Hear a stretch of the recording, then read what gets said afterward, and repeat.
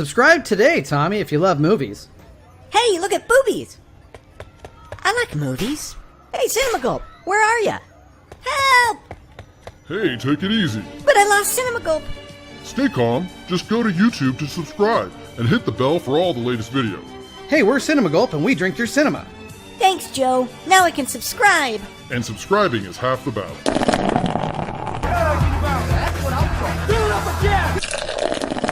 You know what? You don't have an answer for that, do you? F you, man. I'm sorry. I like beer. It makes me a jolly good fellow. Hey, I remember when. Ladies and gentlemen, I like to know. are you ready for start time? Is this thing up?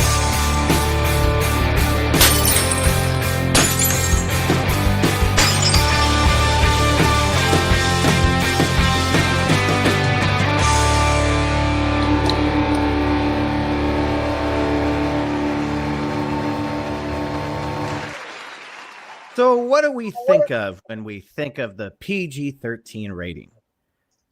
Is it a bridge that started back in the 80s that would combine the child-friendly films with the adult films? Or do we consider it pretty much every film in the theater these days? I'm finding much more R-rated films, less Gs and less PGs. Just the same amount of PG-13s, but today, this evening, on Hump Day Happy Hour, we're going to talk about the PG-13 rating at the risk of not getting a lot of viewers because I don't know how much it interests people, but it's going to be fun. Welcome to Cinema Gulp, everybody, on Hump Day Happy Hour. Triple H, if you consider Hump Day one word, which we do. Joined with the co-host, Scotty, R37, the Ayatollah of Flat Coca-Cola, the Chevy Chase of steak sandwiches, and a steak sandwich. Charge it to the Underhills. Cheers to the Underhills. And, of course, the mystical beauty of the Marvel and DC cinematic universes. It's Joey. Cheers. Oh, and here, just in time, it's Not yet. I'm still doing stuff. You got it. He's still doing stuff. All right. He's waiting for the next train. That's actually going to become its own comedy bit. Like he's always going to enter that way. I'm fine with that. Hey, Lemon Pie, thanks for showing Lemon. up. Thanks for being here. Good to see you. Hi, Lemon. John, just write in the private chat or wave your hands when you are in fact ready. So yeah, we're gonna be a couple quick things. We're not gonna have a show next week because it's rolling into Thanksgiving for us and for Scotty Remembrance. Right? Is it the? It's not the same. Is No, it? November 11th. We're already done. You're Canadians, done. We Yeah, rip it off yeah. like a Band-Aid. We come quickly. Right. Even though it's on a Thursday, I figured that people might be out of town. So we will skip next week and be full throttle the following week. But in the meantime, Mark B and I have seen Cobra Kai season 6, part 2, and we're going to talk about it and put just a small little review of it together this weekend when I have some spare time. And then after that, look forward to me and Scotty. Finally, we can announce it because I'm finally like it's on. It's not in the peripherals. It's ready to go. Well, it's not ready to go, but we're gonna do it. We're gonna do the retrospective of the Fletch films, all 3 of them. Yes, there are 3. So that'll be fun. Hey, Josh. Hey, Josh. Hey. Salutations. How you doing, man?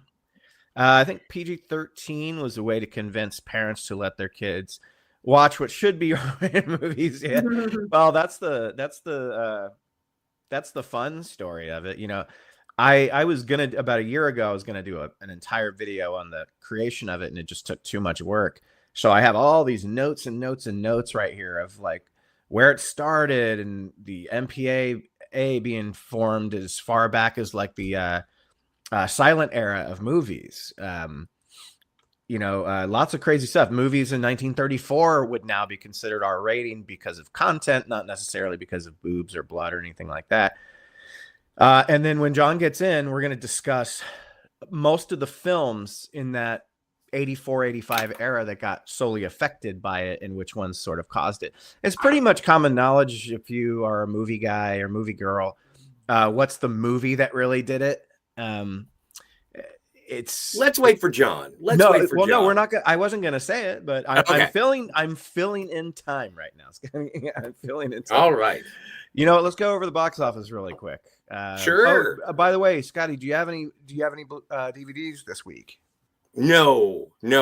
See, Christmas is coming, and I'm asking everybody that I know to buy me stuff. Yes, So I don't want to blow my wad by being like, and here's a Rubik's Cube, but I got myself a Criterion collection of Heaven's Gate. So I'm trying to reel in my purchases going into the holiday season. Yeah, I get it. I'm buying nothing for myself or anyone else this holiday season. So That's it's perfect. You guys hear me? Yes. Yeah, I can hear you. Yeah, Okay, yeah. excellent. Welcome. Yeah, Thank you. welcome. We'll just do a quick. I just want to. I have a poll up right now on what people think the ballpark over under might be for the weekend box office state in the States and Canada for Gladiator 2.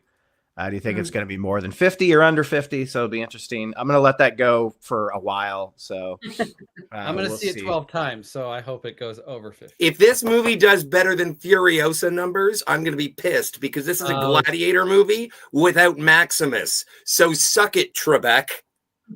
But I think it will do far more than that. It probably will. It probably will.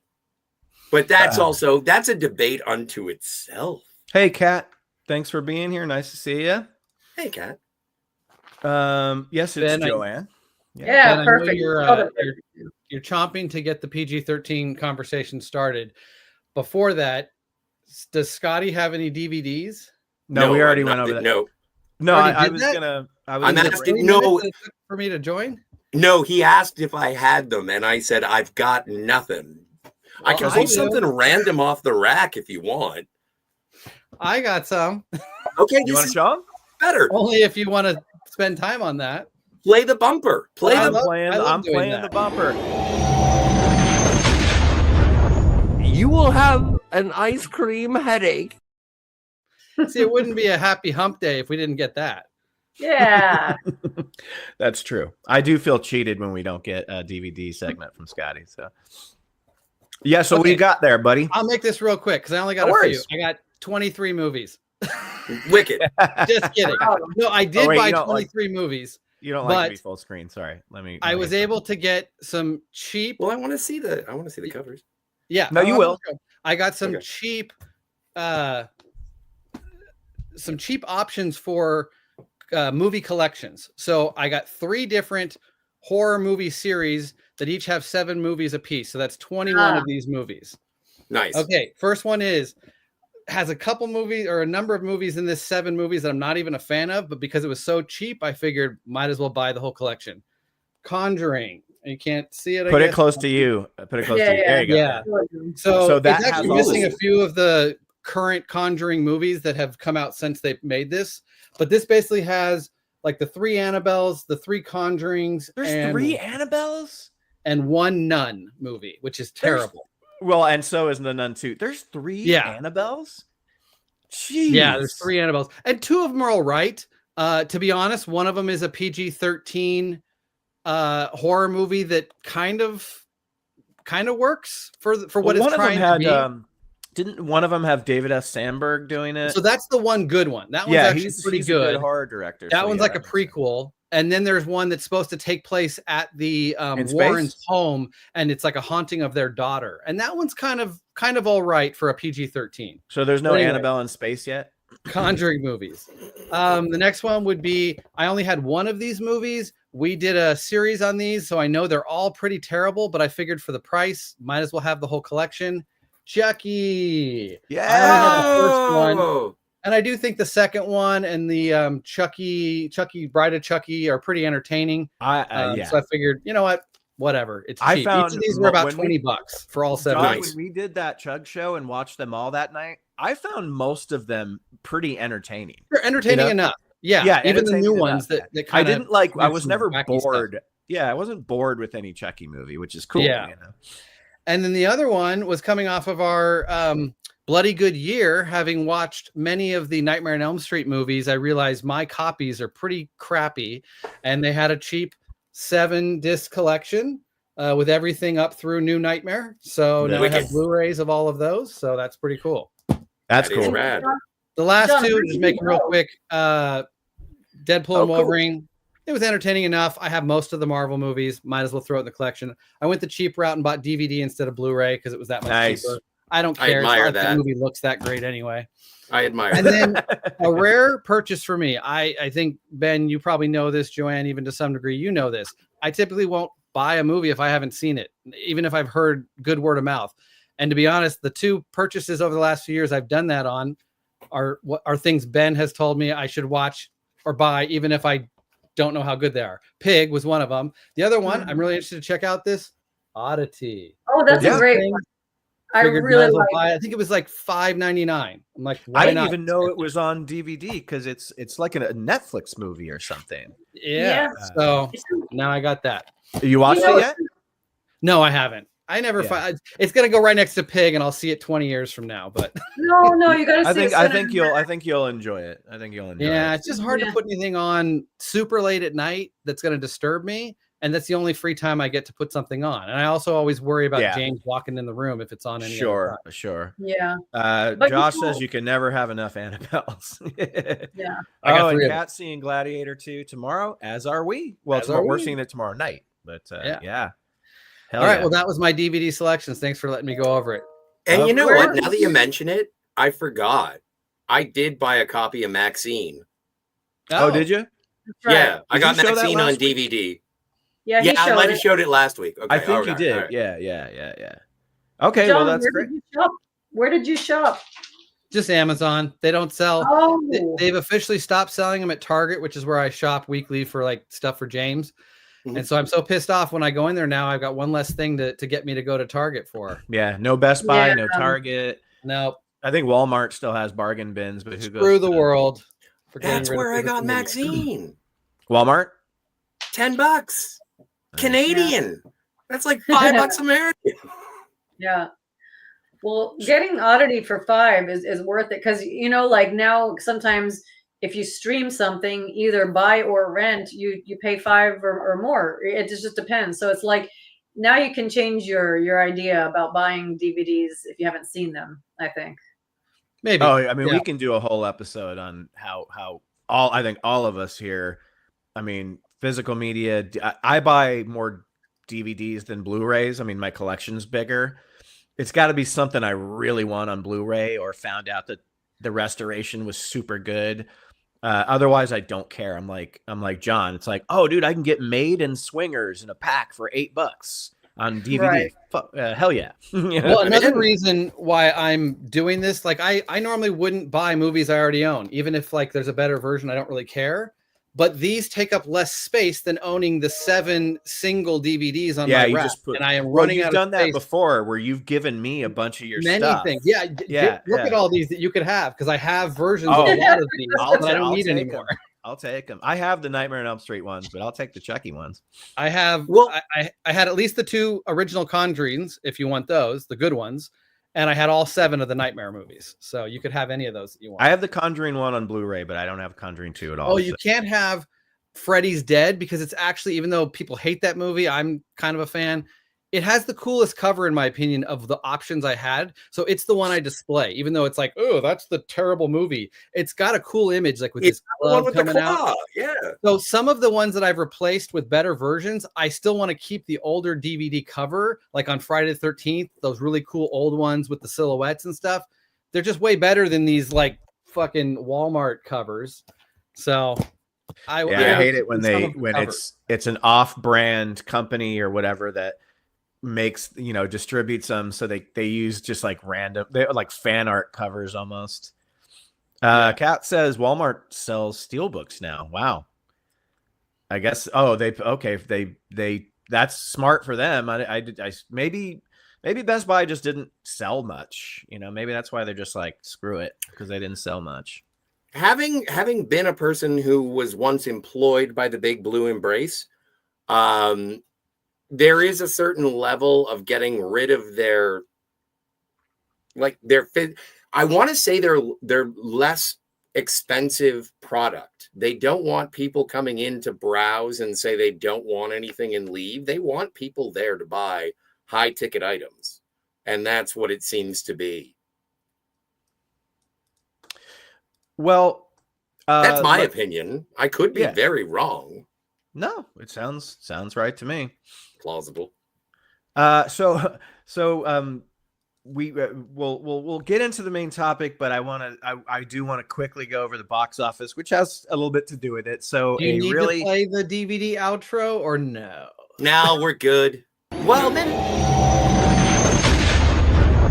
you will have an ice cream headache. It's worth it. I did. No, I did have an ice cream headache. It's worth it. But when John and I were talking, we've been talking forever about doing an actual like edited show on sort of the history of the PG-13 rating, what movies are affected by it, what movies sort of caused it, blah blah blah. There's a lot of history. I dug really deep into it. I just never got around to officially writing a script to make an episode on it, so we decided to do it here instead. And right now at the box office, a PG-13 movie took number 1, I guess, but I guess it sucks and it didn't do very well. And it cost like $250 million to make, and it made $30 million. And it's Red One, which is like another movie where they keep trying to push the rock in everybody's face. First things first, Red One should not be a PG-13 movie. Well, if they really wanted was it not, it was a little too adult for PG-13? Is that what you're thinking? No, it should be a PG movie. Well, it should be PG or it should be R because it's it should be PG. It should be PG movie. So it's like, yeah. So, oh no, I haven't seen it and I never will. Neither have I. I haven't seen it and I don't like it. But 32 million as of Tuesday. Venom still, Jesus Christ. The Venom movies, man, they just have like, they got a fan base. They have a curious fan base. They don't remember the last one, what happened in the last one they saw, but then they just want to watch the new one. But that's a perfect example of, in a normal world, based on the comics, that should be an R-rated property. But you got to sell to the masses, so they made it PG-13, and it's working. Right. It's doing exactly what the PG-13 rating does for that kind of property. You're Brings right. in a bigger, wider audience, opens the door to younger kids who, as the series progresses with multiple entries, they age up. They're still on board, but their younger siblings can jump on board, whenever a PG-13 is appropriate for them. Yeah, but I also would like to counter with Deadpool is online too. Well, Deadpool is choosing to take the property in the direction it should go. Venom should be R-rated. Yes. But Spider-Man should be there to defend us against the R-rated stuff. Venom can get away with it by just not showing the gore, because the F-bombs didn't matter with Venom. It was the gore and the violence. Deadpool can't get around that because it's equally as violent, but it has to have the language and crass humor. The crass humor. So I get what you're saying, but like a PG-13 Deadpool, oh my God. Like I remember people were there is nervous. One. There's a Christmas one or something. They made that Christmas edit or whatever. I didn't watch the Fred Savage cut. Yeah, I didn't watch it. I had no interest in that. Yeah. Don't need it. Don't need it. I think I've seen they made a PG-13 version of it in Wolverine Origins where they removed his mouth so he wouldn't have the ability to say anything foul or crass. Yeah. That is so PG-13. Yeah. We won't talk about that movie here. Well, we will, because that's what we're talking about. I just meant X-Men Origins. It's not that bad. It's fun. It's fine. So number 4, and unfortunately this movie didn't do as well as I wanted it to, but I know it had a really small budget, and that was Heretic that me and John saw last week. Really good movie. It's only made about $20 million right now, but I guess it's not really expected to do too much. Maybe with a better Halloween release. I don't know. So I'm sure they keep it pretty small. I think it'll be profitable, but it does seem like it's already kind of fading pretty quick, especially with big releases this week. It's gonna drop Oh, even yeah. farther in the box office numbers and Yeah. probably disappear pretty quickly. But it was good, and I think people will find it on rental or whatever and enjoy it. Yeah, they will, because it is good. It's good. Wild Robot still hanging in there, 137. Smile 2 just so much better than Smile 1, but for some reason just didn't do as well. Did about half as much money. And you know as the first why? one. They released it about 3 weeks later. The original came out in the last week of September, so it had the entire October month to keep gaining steam. And by early November, it doesn't matter if it's faded and people aren't interested in horror movies at that stage, because it had the whole month to make its money. Smile 2 came out with only 2 weeks left in October, so it's now trying to make the money in November when people have moved on from the horror season. And it did, but it didn't even open up very strong. I think not as big. I think they thought it was a proven franchise after one movie, but it was a much better movie than the first one. So that's kind of a bummer, but I saw it and enjoyed it. It got my money. So, whatever. Sometimes that happens with horror movies. Like they shouldn't stop making them. The concept worked a lot better in the second one. You just have to restructure the idea so it doesn't feel like a carbon copy of some other big big like novelty horror movie with some sort of like, hey, if you go to the bathroom twice in one night, your cat's gonna gouge your eyes out, type of horror. In 7 days, your cat's gonna kill you, or whatever. You can't pee for 7 days, or your cat will kill you. 7 lives coming to you can't fart for 7 days. That would be the better movie. You're just like clenching the whole time. So Beetlejuice looks like it finally left the top 10. What a strong run for that movie, making just about 300 million here in the States and making 450 worldwide. Didn't expect it to do much overseas because it's a total like American property, American Canada. But yeah, that's pretty much America, the Americas.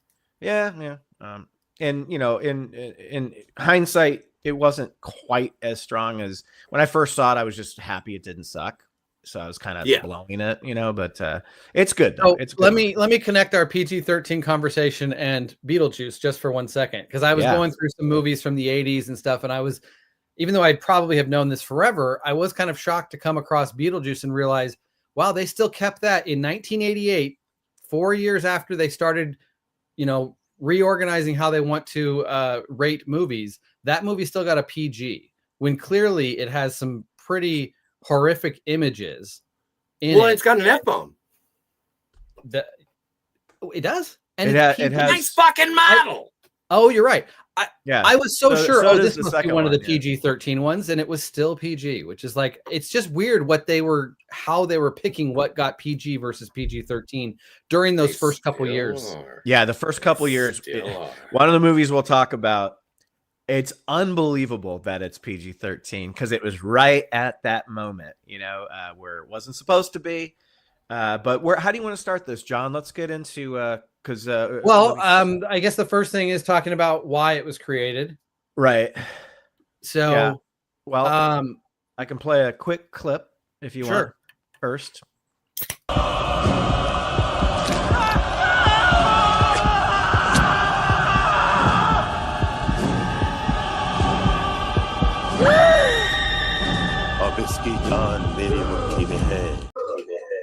There's one of your reasons. You chose the exact instance that they said, oh shit, we need a new rating. I know, it scared the shit out of kids. Yeah. Now, if I may counter for one moment, because I do know that Steven Spielberg is essentially the epicenter of PG-13. Yep. There was outcry as early as Jaws based on the violence in Jaws. Yeah. They thought it was supposed to be R. But we're talking about when it actually did happen. But yeah, I mean, it was. But again, evolution, gestation. And I was heard thought about that Jaws, as early as as soon as movies started having dialogue in them, I heard that Jaws was given an R rating in its first pass with the MPAA or whatever it is. And it had to make cuts to get the PG. And now I'm very interested to know what got cut, because everything that's still in it is totally traumatizing. Well, you can see those deleted scenes where they do show the shark eating the boy. But is that all that got cut? No, I'm just saying those are some cuts to make it less bloody or whatever, but maybe they had From- Quint like swearing like a sailor. there were no cuts. It was actually an appeal from Steven Spielberg, who said, because he sort of tested the waters, pun intended, to find out what exactly it was that the MPAA was upset with. And he allegedly, again, I don't know the man, and he was like, if you're worried about the emulation of this violence, no one is going to go into the ocean and start eating people. So it's more fantasy violence as opposed to being emulative violence. And PG-13 is very much about emulation, and it is like parenting on a cinematic scale. And so it was like, well, can they do this? It's the same reason that they didn't put the Human Torch in the Fantastic Four from the 60s. It's like kids are going to throw themselves on fire. Private beach clubs may want to sue you because no one wants to go in the water anymore. Therefore, they're not going to the beach, which was a huge thing all the way into like the 80s when that happened. But yeah, I don't know. But Scotty's right that like Spielberg was kind of testing to see what was acceptable, and he used that argument multiple times in those first couple years from Jaws through 1984 with multiple films, saying, well, this isn't violence that kids would be able to emulate. Or this violence in Gremlins can't be emulated because those aren't creatures that really exist. And it's like that argument would not fly anymore, but he was able to use it multiple times before the true creation of the new rating. I wonder how many kids tried to rip someone's heart out with their bare hands after. Well, another big movie we have to mention. I knew a lot of girls who tried. Poltergeist is actually the one that came out before 84 that they really said, we don't know if this is working anymore, this PG rating for this style of film. It still took a couple years before they made steps to correct it. But the Poltergeist was one of the first ones that they came after Spielberg and he fought really hard. Apparently, I don't know how that movie also, just like Jaws, I don't know how that movie ended up as a PG with the ripping of the face off and everything like that. But Spielberg said, hey, no one's going to really rip their face off. I don't know. There's people who ate bath salts that did that shit. So I forgot about the bath salt. but so you've got Jaws, you've got Raiders of the Lost Ark, you've got Poltergeist, you got Temple of Doom, and you got Gremlins. Every single one of these pushed the boundaries, and every single one of these either directed or produced by Steven Spielberg. So really, it was kind of the Spielberg rating to some degree. I would say it's even named after him because in the name Spielberg, the P comes before the G, and there's 13 letters in the name Steven Spielberg. Just kidding. No, there's 13 letters in Stev Spielberg. I feel like we need the It's Always Sunny in Philadelphia map behind us. No, not really. But wouldn't it be great if there was 13 letters? Spielberg appealed to what's it, Valentia? Valenti? Oh, the head of the MPAA, Jack Valenti, and he was like, "We need something between PG and R. If we're getting flack, that's what we need to do to stop getting flack." I kind of agree with it too, because clearly I'm okay watching these films at this stage, and even as a kid, I don't remember being traumatized by, well, Poltergeist was scary, but I didn't know that it was PG. To me, that was a horror movie. Every horror movie was, whatever its rating was, horror movies were meant to be scary. So whether it's PG or R, I went in expecting to be frightened and see things that maybe I shouldn't be seeing. But there was what's his name, Belloc in Raiders of the Lost Ark. There's a lot of talk about that scene when his head explodes, that the MPAA got up Spielberg's ass for just replacing the explosion that would have been more like a scanner's look with just kind of a fire and a little they added a superimposed fire to obscure the so he's been dealing with it for a long time. But I'd say the melting face is far more traumatizing. Oh, hell yeah. Agreed. Hell yeah. But that's not what the MPAA had the biggest issue with. It was the exploding head. Scotty, can you give this one a read, por favor? Sly Study in the chat. Hello, Cat says the Deadpool Xmas edit was Disney testing the waters to see if fans would accept PG-13. I heard that. Deadpool. Yeah. Yeah, it makes audiences sense. voted with their wallets, so they gave us R-rated Deadpool and Wolverine. I don't Yeah, remember but that Christmas also one even doing any money, but maybe it did. I don't remember. I think that was also a ploy to see the viability of physical media as well. Is because the only no one I know went to go see it. It wasn't in the theater near me, and then the only time I saw it was stacks of it in the Walmart. Yeah, Nosferatu, Christmas Day. I'm gonna see it on Christmas Day because I got nothing else to do. So, I'm gonna go find a cheap copy of Shadow of the Vampire and call it square. oh, I love Shadow of the. I might watch that first. Yeah, Maybe even the watched that a original few months ago. Nosferatu. Josh says, yeah, Nosferatu looks awesome. Josh, let's see it on Christmas Day, brother. Let's go. We'll bring a couple 6-packs PBR in there. There won't be anybody in there to stop us. We can make it happen. All right, one more here, and then we'll get back. See, Beetlejuice came to Blu-ray this week. Oh, wow, already.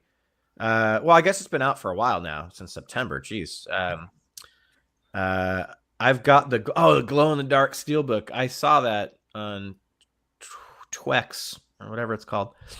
Twitter X, Twex. But glory to your collection.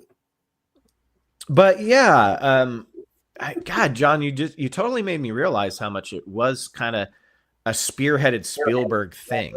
You know, you have a couple of other directors who it affected, but didn't really, because there's movies that went from R down to PG-13, as well as ones that went from PG to PG-13. Yeah. Well, I would say some other films that came out in that early 80s era or late 70s that potentially helped push this along, or I feel like films that came after that are similar, most of them went PG-13 because it gave them more room to work with. Airplane, Top Secret, and Monty Python and the Holy Grail is PG somehow. I always thought Monty Python was R for some filled reason. with nudity. But Meaning of Life and Life of Brian are R. So I think they caught up by the sequels or the other films. They're like, no, this needs to be R. But I see that spoof films, the later 80s spoof films like Naked Gun and what's the Hot Shots and stuff like that. And even when you get into the early 90s and stuff, all of these spoof films are PG-13 at that stage. Yeah. Well, sexual assault with a concrete dildo. What are you going to do? I want to say the Naked Gun 1 might have been PG. No, PG-13. Okay. Because I know the other ones were that led into the 90s. But you guys want to, excuse me, you guys want to know a movie that was really affected by this new system that was going to be a hard R, just like its predecessor was. And that's European Vacation. European Vacation was a hard R movie, just like the original Vacation. We were going to get some Beverly D'Angelo, D cups, chest burritos, and some other stuff. But if you watch that movie, that was one where the viewers, because PG-13 was so new, viewers didn't even really know the difference, because that movie is full of boobs and a couple of F-bombs, and like suggested like 16-year-old boobs from Rusty's little, his little thing with the girl. But I wrote this in my script because I've always found it fascinating. And this is not the TV cut. This is from the theatrical movie. It's in the DVDs, and it's a line 80 yard to take out Clark Griswold saying, "Oh, fuck," during the chase scene around Italy with "Darn It All." And if you go to YouTube and type in "Darn It All," it immediately pops up because it's a super popular, awful blunder of an ADR. And I'll play it for you right now.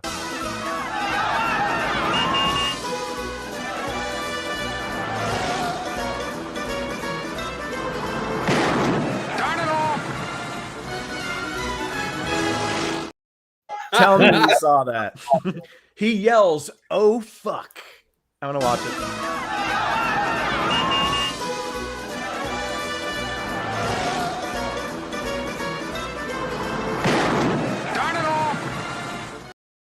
It doesn't even sound like it's part of the movie. It sounds like it's what is "Darn It All"? What is that? "Darn It All"? Well, but it reminds me so specifically of there's a moment in Galaxy Quest, which is what, 25 years later? Yeah. And it basically is Sigourney Weaver confronting something that is absolutely ridiculous. And it's like, we have to do this. And she's like, fuck that. And that is obviously what she says. And I forget what they replaced it with. What do they replace it with? Screw that. Yeah. Well, see, you usually get those in the TV cuts. Like we all know Yippee-ki-yay, Mr. Falcon, and cheese and rice for Jesus Christ. This is what happens when you meet a stranger in the Alps. What are these? That's what he says, huh? That's what he says. Yeah. You see what happens when you meet a stranger in the Alps. What movie is that? Lebowski, the Big Lebowski, when Walter's beating the crap out of the car. When he normally says, "Do you see what happens when you fuck a stranger in the ass?" meet a stranger in the Alps. I get it. You know, they're trying to work with. They're trying to work with the lips. You know, but that's the thing, and that's what I find that, like PG. I think that, and we'll get into the broader, but specifically, I think that originally PG-13 was supposed to. Okay, this is an edgier PG. We can have violence. And we can kind of swear, but if we get a lot of swearing, we get a lot of nudity, we get a lot of swearing, violence, nudity. If we get all three of those, that is your slot machine into an R rating. Well, if you want two of the three, you get a PG-13. And that happened for a while. I think it was beneficial. They flipped it a lot. John, we were talking about it one time with the 80s. They really ironed out the wrinkles, you know, like trying to figure out, because it switched a lot. European Vacation is a PG-13 rated movie, and there's lots of boobs in it. A lot, you know, in different scenes. There's a burlesque scene where there's like 25 naked French girls dancing. But like, I think several times they flipped it from like you can have 2 F-bombs as long as they're not sexually oriented. You remember that? Yeah. It's like it kept switching where it's like, okay, you can't use the F word in a sexual connotation. Yes.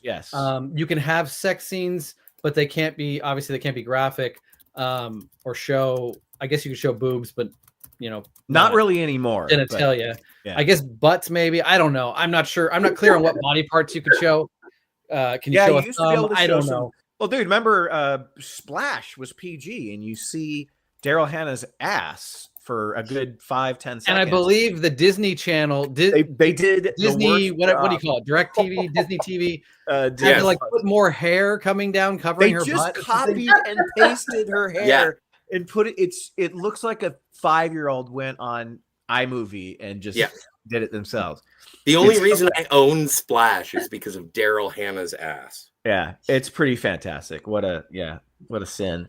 Well, no, in my opinion, based on that level of sort of pearl clutching, it's a mermaid. Like she's being non-sexual. She's running away. Daryl Hannah's a beautiful woman. To CGI over her bum, I think that it is part and parcel of the infantilization of modern cinema goers, but that's another story. I think I was 8 when I saw that butt, and all I remember. Ding dong! Ding dong!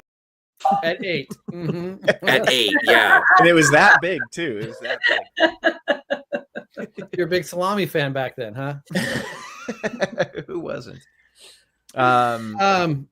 Yeah. Okay, well, my next thing to talk about would be some of those early films. I know you're talking about, European Vacation.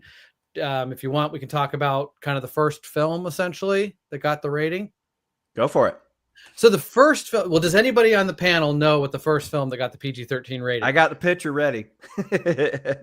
Okay. I want to hear your guesses because my question is, what is the first film to receive the PG-13 rating? Who gets to go first? Do we say Bing? Sure. I don't care. Bing. Bing. I have it. Well, I'm looking at it right in front of me. So go ahead, Scotty. The Flamingo Kid. Ben, what's your guess? Put your picture up. It's up. You don't see? There you go. You got two different people are saying two different things, and you are both correct. Thank you. The What's the Flamingo difference? Kid What's the is difference, first Johnny? film to receive the rating, but the film did not come out until December of that year of '84. I don't know the reasons why it was delayed coming out, but the first film that was released that held the rating is Red Dawn. Yeah. Yes. Which also came out like 6 months after the system came out. Or No, well, no. months? No, they actually only took about 2 months from the time that Gremlins and Temple of Doom, I think both came out in June. And Okay, in my they were notes, I just say it came out several months after the PG-13 about 2 rating. months. Okay, They very quickly, Several words, Spielberg was appealing to them that a new rating, because there was a lot of parents pissed off at those two movies that came out 2 weeks apart from each other. So it was like the news and the backlash happened very quickly. And so they reacted very quickly and came up with this new rating. And I guess looked at their slate of everything left for the year and into '85 and just started picking and choosing. Well, doing their job, I guess, reviewing these movies and just determining which ones should have the higher rating. But yeah, by August, they were releasing films every week, basically, with the new rating. Yeah. The first one being Red Dawn on August 10th, I believe. And then shortly after, like the very next week, I think, Dreamscape, The Woman in Red. Woman in Red. List. Yeah. Dreamscape, I always thought was R-rated when I watched it as a kid. It probably would have been, should have been. Well, Red Dawn has this like no one's ever seen mythical like deleted sequence of a bunch of torture stuff. So I'm guessing that was some of the stuff that's because they allude to that when you see the parents, but you just see them in camps. Because if you watch that movie, it's still pretty violent and still pretty bloody. I mean, apparently it was there was talk at the time, even though everyone was complaining that Temple of Doom was too violent and this was too violent and that was too violent. When this movie came out, it started getting press that it's the most violent movie ever released in cinemas. Yeah, and it had the new PG-13 rating. And not just like violence. It was like devastating, depressing, like war film violence. Like check this scene out. Because we live here.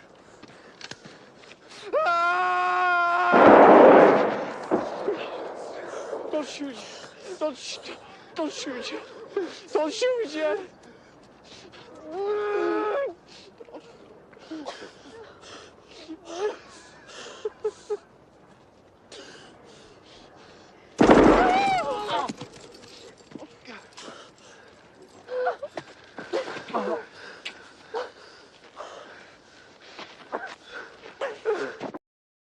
Hey kids, you want to go see a movie this weekend? So I love C. Thomas Howell in that movie. I was watching just the best part of the movie movie last night, and I was like really latching on to like the evolution of his character. I only watched maybe 20 minutes before I fell asleep. Yeah, he's like a Stranger watching Things the kid evolution of his character through the beginning, and now seeing that scene reminding me that he's the one that finally says, "You know what? We need to kill this dude." Yeah, he's the one who he's got the one where the death scene's very ambiguous, where he goes out like a boss. He's got the rocket launcher right into the helicopter, and then he just goes Wolverines, and he just starts shooting his gun, and it looks like he dies, but you just see him kind of duck under a rock. So you always hope he's alive, but I'm assuming we'll never get a sequel at this point. Joanne, have you ever seen Red Dawn? No, I haven't. So. Me neither. What? Oh, you've never seen it, Scotty? Stop this show and make them watch the movie right now. Okay, hang on a second. I have a brief story. I was in Vietnam when I watched Red Dawn, and they redacted a lot of it. You were in the Vietnam War? Or you just no, I was just in Vietnam. I was just in the country of Vietnam. You need to clarify. No, another right. I'm kidding. Okay, you know what's fun? You know what's funny, John, is when I think it was 2011, even though it was shot in like 2008 or 9, that remake of Red Dawn, they had to go back and shoot like every single scene because it originally had the Chinese as the people that invade. In the original, it's Russia persuading Cuba to come in with them and invade America in the original, because that made sense in the 80s. Very much sense. So in 2008 or 9, when they shot the sequel, which I still think is a PG-13 movie, I've seen parts of it. It's fucking horrible. But they had to go back and change it because they're like, fuck, well, we can't have China, the bad guys. So Yeah, they we made want it to sell so this movie. We want to show this movie in China. and yeah. make money. So it's so racist what they did. They had to go and figure out like what Asian country could they use, because in their minds, I guess they all look the same. They do not, by the way. But they made it North Korea. Yes. What Asian country will not see this movie? Will make those guys the villains. Yeah. They don't care about making money in North Korea because they wouldn't show this movie anyway. So let's North Korea could never possibly make it to the United States on no. But anyway, do they have movie theaters in North Korea? I doubt it. Just for I don't know. re-education. Kim Jong Un is I thought he was a big movie fan. It's only for re-education purposes. Oh well. Yeah, it's movie theaters where they glue your eyes open. Yeah. I really quickly just want to point out the image on my screen is from Red Dawn in the first 4 minutes of the movie. You have a kid who's just laying dead, hanging out of the window, shot straight through the head. And that was what the MPAA saw in the first 4 minutes. Like, yeah, I think this could get a PG-13. Yeah. Dude, that opening scene is so frightening when you're a kid. You know, it's so frightening, you know. Also, don't you think that not only the introduction of a new rating, but also touting the film as one of the most violent movies ever made was not just to elevate the rating itself, but also market the movie and show investors or studios what the possibilities could be? I think so, because I think just like European Vacation, the viewers did not know the difference yet. It was too new. You know, they didn't quite grasp it. It's like, okay, it's still like, I'm looking at the trailer. It looks like a violent movie. So that's what I'm going to go see. You know, it's not R. Okay. It's not restricted. What is this? It's like, okay, so now I can take my teenager, and then you see the movie, and you know, I don't know what I never looked up if there was backlash from parents on Red Dawn of like, it should have been rated R. I think it is. Well, my guess probably is should have because been of R. the rating being so new, parents didn't really have a clue what it meant and what the kids were, what to expect. They probably figured it's basically R-rated, even though this new rating says that it's not. Yeah, that's exactly what I think too. Yeah, and then also there are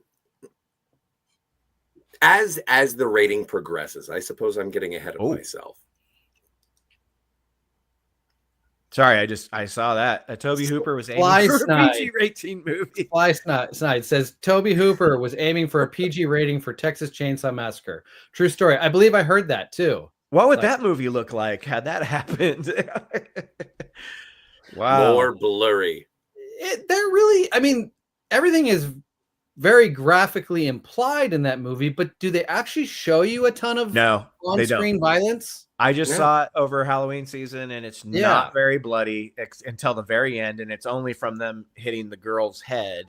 I think what it comes down to was like what Spielberg was saying to the MPAA. Like, clearly, Jaws is probably a more violent and bloody movie than Texas Chainsaw. It seems crazy to say that, but it's true.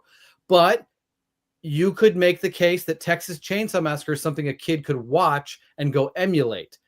Jaws, he couldn't. So I kind of get where they fall on that stuff, but clearly by the mid 80s and the 90s, we were beyond that. And so many PG-13 movies have people gunning. Like, I think what they were most worried about is showing like people gunning people down or stabbing people, things that kids could emulate. Well, that so a lot of that was kept out of those want early nudity PG-13. because they didn't want like sexuality in kids' minds prematurely or whatever, so they didn't want the nudity. I snuck into Basic Instinct when I was 14 years old, and I couldn't leave the theater during the credits because I couldn't stand up, if you know what I'm saying. Well, but also... Ding dong! Ding dong! There you go. Do you want to play it? Play the bumper. All right. Where'd it go? Oh, shit! So actually what you meant is you had too much extra butter on your popcorn. I accidentally hit that one, but it kind of worked better. Yeah, but that's also the kind of thing is that's an R-rated comedy, and I know we're going to talk about it later, but that series of films was absolutely hampered by the PG-13 rating because they wanted to get it into more kids' laps. Yeah, I think the first two. You're talking about Scary Movie. Yes. Yeah, the first thing two that we were just R-rated, watched. Yes. and then the first two were R-rated, hardcore, and then they turned them into PG-13. Still funny because in the early 2000s, PG-13 movies were pretty fucking hardcore. Still, you know. Sure. Absolutely. Anyway, going back to sorry. No, that's okay. I was just gonna say, going back to the Texas Chainsaw Massacre example, it's interesting though how like it does psychological damage not count. You know what I mean? No. Well, that's the thing. It's so disturbing. Yeah. I think that's John's point. It's like you don't see the stuff as much as you think you do. I mean, but you do see a woman get put on a meat hook and squirm and wiggle. Like it's not bloody and guts like the that graphic, stuff were, but it's so disturbing to look at, Yeah. So like something that can get in a child's head, like you would think that would still count. I think these people probably have a tough job. Well, back then it wasn't there. Again, there was no PG-13 yet. Maybe you could have got. Nowadays, your film gets an automatic PG-13 if someone's smoking a cigarette in it. Mm-hmm. Automatic PG-13. It's just I think that I thought it went to R. No, I think you can. No, I've seen PG-13 movies where people are but it usually has to be a bad guy or not an important character. Ben, you can't have Mel Gibson shooting people with his Beretta, smoking a cigarette out of the side of his mouth. Read your comment that's listed below because that kind of goes in with what you're saying. Oh yeah, yes it does. Yeah, Lemon Pie says when the head exploding is a bad guy, basically a Nazi from World War II, it gets a G. Well said, Lemon Pie. Well said. But I don't. It's never like when it comes to Texas Chainsaw, I've never seen like. I've never seen that. No decapitation, no dismemberment. No, the original, it's all off Not screen. The original. Yeah, no. It's all off screen. Yeah. You don't see heads cut off, you don't see them going inside the bodies. It's all implied. It's all implied, but the meat hook scene is there though, where he lifts the woman up and puts her on the meat hook and she squirms. And then there's also the first kill where he hits the guy in the head and his head. And they all have that very real reaction where the body trembles and shakes. And the nervous system gets like hit. Yeah. And that's it's disturbing, which brings it to a question as to whether or not it's a visceral what makes it violence, or is it a realistic depiction, which is what PG-13 has turned into, is that you can do as much violence as possible, just don't make it realistic. Yeah. Well, yeah, but I think the MPAA's first guidelines, if I don't know this verbatim like perfectly, but a certain amount of seconds for boobs or butt, no frontal other than that, 1 or 2 F-bombs. That was like the 80s guidelines, like, okay. And then again, the violence didn't really seem to matter that much. If you were R, that didn't necessarily, affect whether, hey, let's make it PG-13. They're not going to make us cut out the violence. We couldn't make it PG because of the violence, but there's this new rating system, and that's why it benefited so much. And that's why so many people puss out on great R-rated content and turn it into PG-13 for the theater, And I feel like parents at this stage, I mean, I'm a parent. It's not necessarily the way I'm going to approach movies when James is too young, but some people, I think at this stage, just see a PG-13 and treat it like PG. Like, that's safe for my kid because it's PG-13. Yeah, but then you'll see some with some pretty disturbing shit. Oh, I agree. You still should be pretty careful depending on the age, how young the kid is. But you're not really in fear of seeing nudity anymore. Like, like Titanic, you get those big fun bags from Kate Winslet, in a great scene. It's very elegant, just like how I said it, just how I worded it. There's also something like The King's Speech, which is about a powerful man overcoming a speech impediment. And the worst thing that happens is a 4-minute scene that says fuckity fuck, fuck, fuck. And that gets R. It gets R. And Yeah. like there's no violence, there's no nudity. It's they say fuck about half a dozen times. Look at planes, trains, and automobiles we're getting in on the holiday season. And the Well, that's entire a hard reason that R, is rated R is because I want a fucking car right fucking now. And it goes on like that, and I shouldn't have used 3 fingers. That was only 2 fucks. But like that's the thing. Is like, okay, so what is worse? And do I get to see someone impaled? Yes. Should I see someone say shit? Maybe. Yeah, the language thing is a bit weird. It is, because once you've said fuck, what does it matter if you say it again? You know, you've already it just can't be sexual. Again, not sexual. If you can say, "Hey, fuck you, asshole," like you should be. If you say that one time in a PG-13 movie, why can't you say it? Go fuck yourself. So you think Scorsese movies should be PG-13? That's right. Well, no, because his movies are violent. I'm kidding. He's known for a lot of F-bombs. Yeah, no, I mean, yeah. See, that's the thing. It's what is it? It's a we were talking about slope. Nebraska. We were talking about Nebraska in terms of the Alexander Payne films. That's rated R. Should have been. There's PG. no nudity. There's no violence. It's just normal Midwestern language. Yeah, there's nothing in that movie. And it's rated R. You shouldn't see it. But then again, also, part of the reason for this whole rating system is to try and, let's say, patrol the audiences of a financial art form. And we want to ensure that we don't upset people, but we still excite people. And if they are offended by something, then we have to start shuffling and figuring out where this goes, which, and again, I don't want to get ahead of myself because I know we're going to get to when it becomes the sweet spot of where all the money is made is PG-13. But like has the intent of PG-13 been usurped by the economics of PG-13? I agree with that. 100. And that's why we have Red One. Why we have these bland, boring, sell it to the biggest, widest audience, but not really entertain on a creative level, not really entertain anybody, but just make something that's safe that everybody can get through 2 hours of. Yeah. Yeah. And also, let's not make it too long. We got to make sure that we can have enough screenings. PG-13, because I heard you mention, Scotty, like, let's try not to piss people off. PG-13 rating pisses people off for 2 reasons. One, you're in a franchise where it had been R-rated up to a certain point, and then you decide to make it PG-13 to water down the brand of what it was. You know, something like Police Academy. That's another example, John. Police Academy 2, supposed to be R-rated. Yeah, part 1 was PG-13.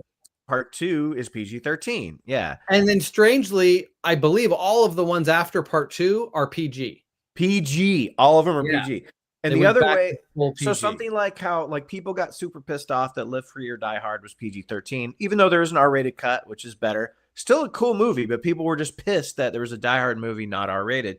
And then if you do source material that definitely warrants an R-rated and you turn this book adaptation into a PG-13 movie when it clearly should be R, that pisses people off. Other than that, nobody really cares. No one, well, I guess we talked about the comic book movie thing. Like that, that plays a factor. Deadpool, you have to make it R-rated. Well, let's talk about that when we get to franchises that have. Because Venom, you can get away with. Yeah. Let me take a couple seconds here to catch up. What was Top Gun Maverick was too lazy to name the enemy. Oh, yeah. Well, they were smart. They kept that enemy. It was some Eastern European place, and they did not say what it was because they wanted everybody to see that movie, and it worked. So, you want to read this one, Joanne? Wes Craven said the MPAA wanted to rate Scream NC-17 more so because teenagers were the killers instead of the actual gore. Craven won the R rating on appeal. Huh. I did not know that. But when you think about a lot of the like stuff like Prom Night, I think, or like Terror Train, it's also teenagers as the killers in those movies. Dude, I mean, it's like junior high people in sleepaway camp. Yeah. It's Yeah. like a young girl who has a dick who killed everybody. That was R-rated. That's called a boy. Well, that's what I mean. I just mean the yeah. But yeah, go on. I know go it's on. confusing in today's world, but that's a boy. I was also going to say something that came up earlier to mind is how do they handle it, for different countries? Because I know, like for TV, I think it's different. Like in Europe, Europe has nudity Europe has age range. It's a 15, it's an 18, it's a 12. So their because they system's don't care as different. much about sexual things. They care more about violence, which I think is the right way to go personally. Yeah, I don't think they care about the sex stuff much at all. Like Yeah. there's like a billboard for flapjacks with a girl's boobs hanging out, in Spain. So it doesn't really matter. So Yeah. So how does the rating get? How is that handled worldwide? You know what I mean? Well, I believe they do have different ratings in those. They all countries, have their own so rating system. They might have to submit it to a different board to get the rating in that country, or maybe there's a recommendation made from the American board that kind of sends them down a certain path. A movie If itself, we're going to rate it this, you'll most likely rate it this or something. I yeah. don't know. Well, and also a movie itself is edited many, many, many times. I don't want to say hundreds of times, but so many different ways for so many different countries. Like this country can't have this in it. This country can't have this in it. There's so many different cuts for so many different countries that they may end up getting softer or harder ratings just based on those things. Let's see. It gets complicated. Hey, Mark B. Doesn't Europe call it PGI? I get. Okay. Yeah, I didn't know that. I mean, I knew there was some system, but I didn't know what it was. Oh, at least for games. Well, games are different because I think rated mature is what they call like an R-rated video game. I think, not 100% sure on that, but sounds familiar from commercials and stuff. Yeah, they do have their own ratings. I'm not sure what the different classifications are. Right. But what other ones you want to talk about, John? What do you want to? I mean, I have a list of some of the ones that came out in the early days. I don't think we need to go over it. Just I wrote down some of the popular titles like Crocodile Dundee, Weird Science, Ferris Bueller, Police Academy 2, Red Sonja. The Conan series went from R-rated Conan to PG Conan the Destroyer. I know it's not necessarily the same series, but Red Sonja was PG-13. So it was just kind of like they were going all over the place with their ratings on that. It was supposed to be the same series, but they couldn't call the guy. They couldn't call her partner Conan in that movie. Oh, okay. I didn't know that. Big Trouble in Little China, The Golden Child, Monster Squad, Adventures in Babysitting, and a Best Picture winner from 1987, The Last Emperor, was PG-13. That's right. God, yeah. You just naming all those. I'm just like, yeah, I remember completely. Big Trouble in Little China, perfect example of a well-balanced PG-13 movie. Comedic violence, excessive violence, but cartoonish to a certain degree. I think there's 2 F words. Hollow, fuck it. And I think there might be one other one, but it's got how many F words you could use in the 80s? It varied. Questionable. Yeah. But at some point it was like, nope, you only get one. Yeah, it became 1. Nowadays it's 1, I think. And I forget which movies have done it. Like certain movies have even joked about, like, was it Last Action Hero points that out or something? I forget. He tries to get him to use the F word, but he can't. I think so, yeah. Something like that. And the movie Cuffs with Mila Jovovich and is that one later. They use the F that word has some fourth wall breaking, right? Yeah, it has fourth wall breaking, and they they say the F bomb the whole movie, but they bleep it in the movie. So it's great. So they can just keep saying it. There's that argument he has with someone where they're just like, cuss, beep, beep, beep, so I was like, I was wondering about that when Scotty was talking about the King's Speech. Like, clearly that's a movie that wants to be its best picture quality film. Wouldn't want to halfway through have bleeps in it. That would just stand out as no, but modern. Cuffs was a comedy. Too modern for the day and age that this film is taking place in. So it would be really out of place. But could they have done that to keep their PG-13 rating and sell that movie to a wider audience? It would have been stupid, but They tried. Movies nowadays, like you watch YouTube videos where people bleep stuff, or TV shows where they use the bleep, and you totally know what's being said, but the bleep is there.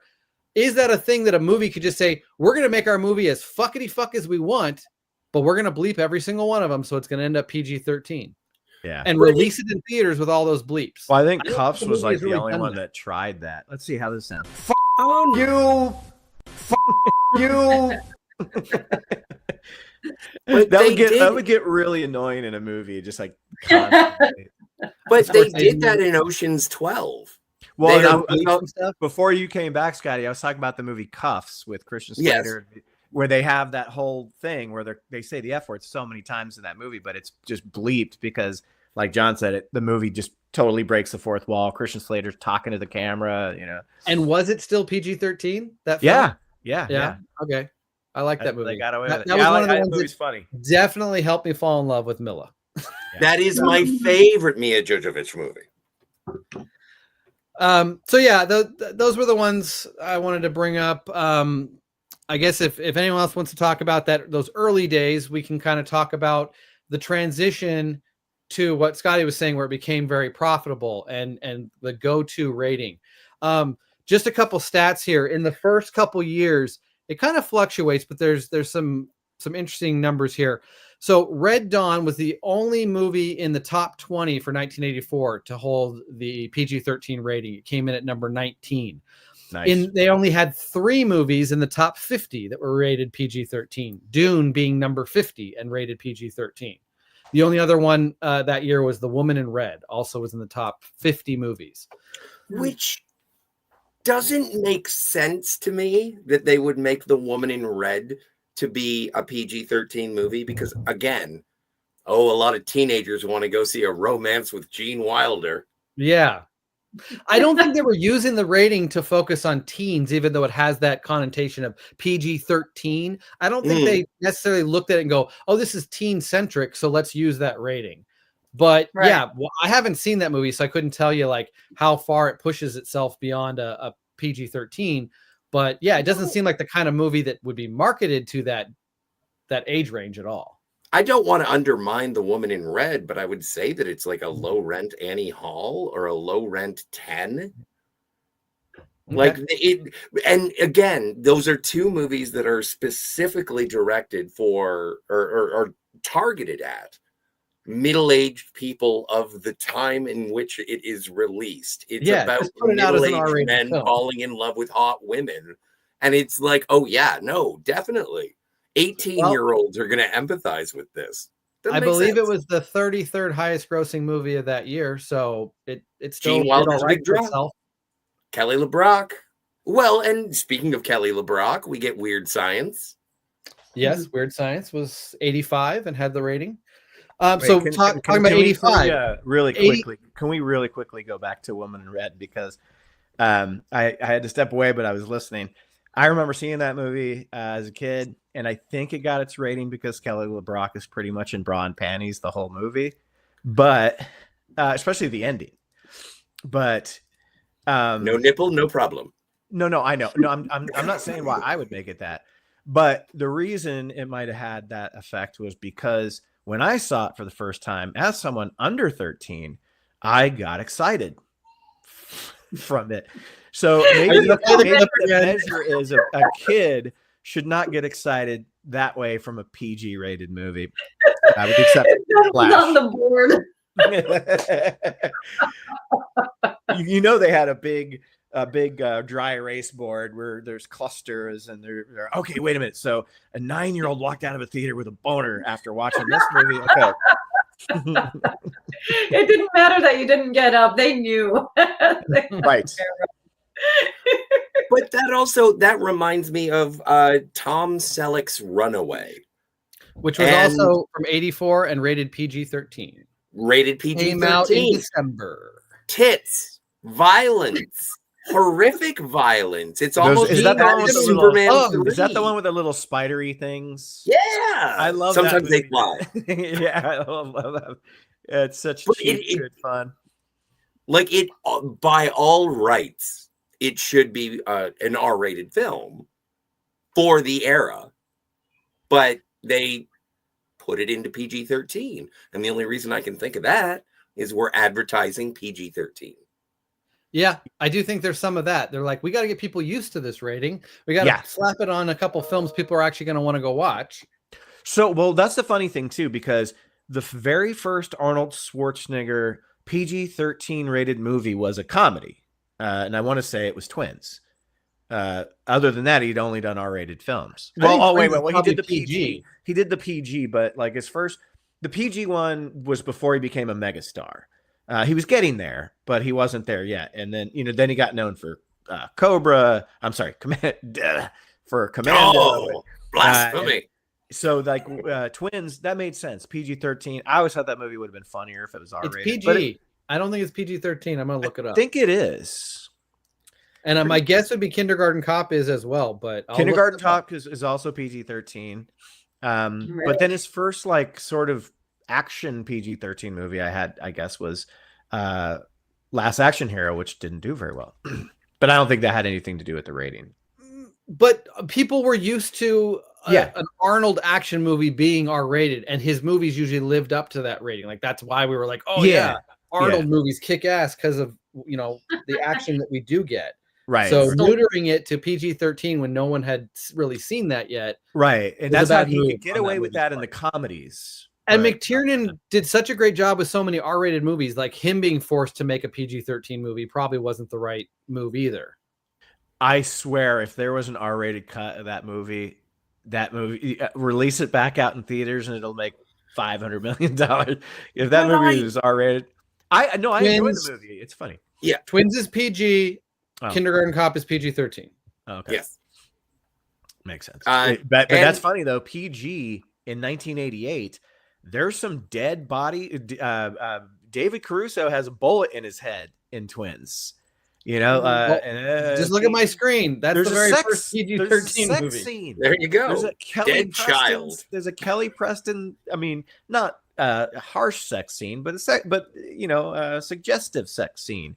PG. All right. I always thought that was PG-13, but But I again, stand corrected. But hearkening back to the initial intent of the rating of PG-13 is that it's supposed to be something where it's like, okay, this is edgier than PG. You can't just let your kids go to the theater with it. And PG-13 was going to be like, yeah, there's going to be some tits and fucks. You might see some blood. And that's what it was. And it was sort of like, everybody calm down. We made a whole new thing. And then it started to slide back. And as we get into this, because I don't want to make this my complete thesis, but I heard a great quote from a great YouTube channel called Good Bad Flicks. And he was talking about this. That's my research. I was watching Good Bad Flicks. And he said, and I quote, PG-13 was supposed to push PG. It was not supposed to pull back R. And it didn't as much. It didn't as much up front. Not initially. Not initially. And this is through the perspective. The video that I'm quoting is from about 10 years ago. And he was like, this is what happened to PG-13. PG-13 was supposed to be metal. It was supposed to be cool, a harder edge. And what it turned into is, if you don't want to let your kids watch the R-rated version, don't worry, we'll throw Fred Savage in it and release it to video, and you can show them that one. Does anyone on this panel feel, when you watch Weird Science, it feels like an R-rated movie?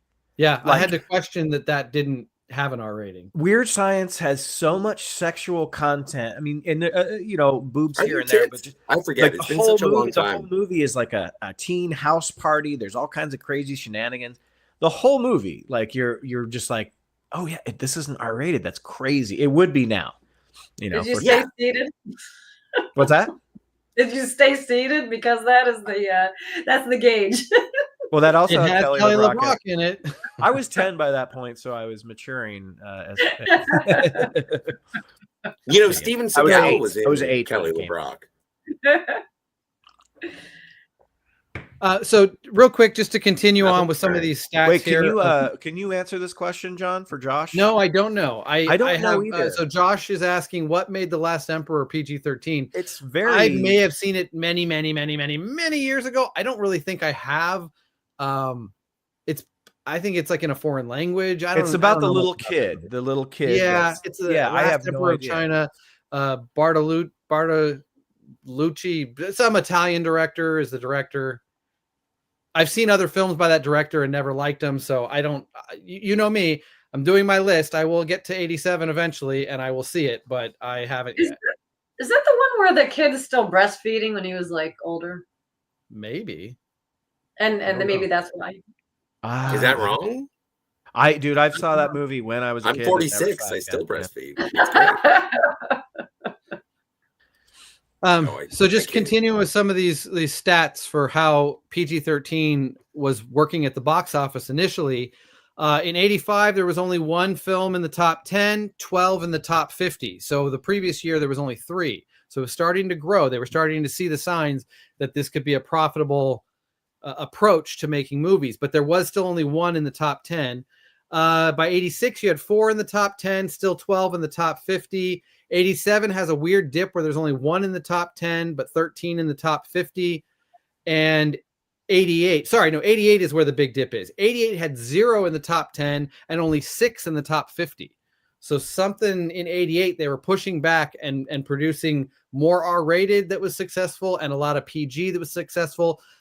Just to point that out, 88 is the year of Beetlejuice. Clearly could have been a very successful film with a PG-13 rating, but somehow it got PG and was still successful. I didn't get to go much beyond that. I wanted to kind of do this chart to get to the point where it really reversed and you started to see 8 of the top 10 were PG-13, but I didn't have time to really get all these numbers. Well, but I imagine by the early 90s, at least by the mid 90s, you were starting to see that reverse where PG-13 was dominating the box office chart. I do not want to criticize you in terms of your research, but 89, you have License to Kill, the first James Bond movie to be rated PG-13. I have the list in front of me, by the way. Because then go.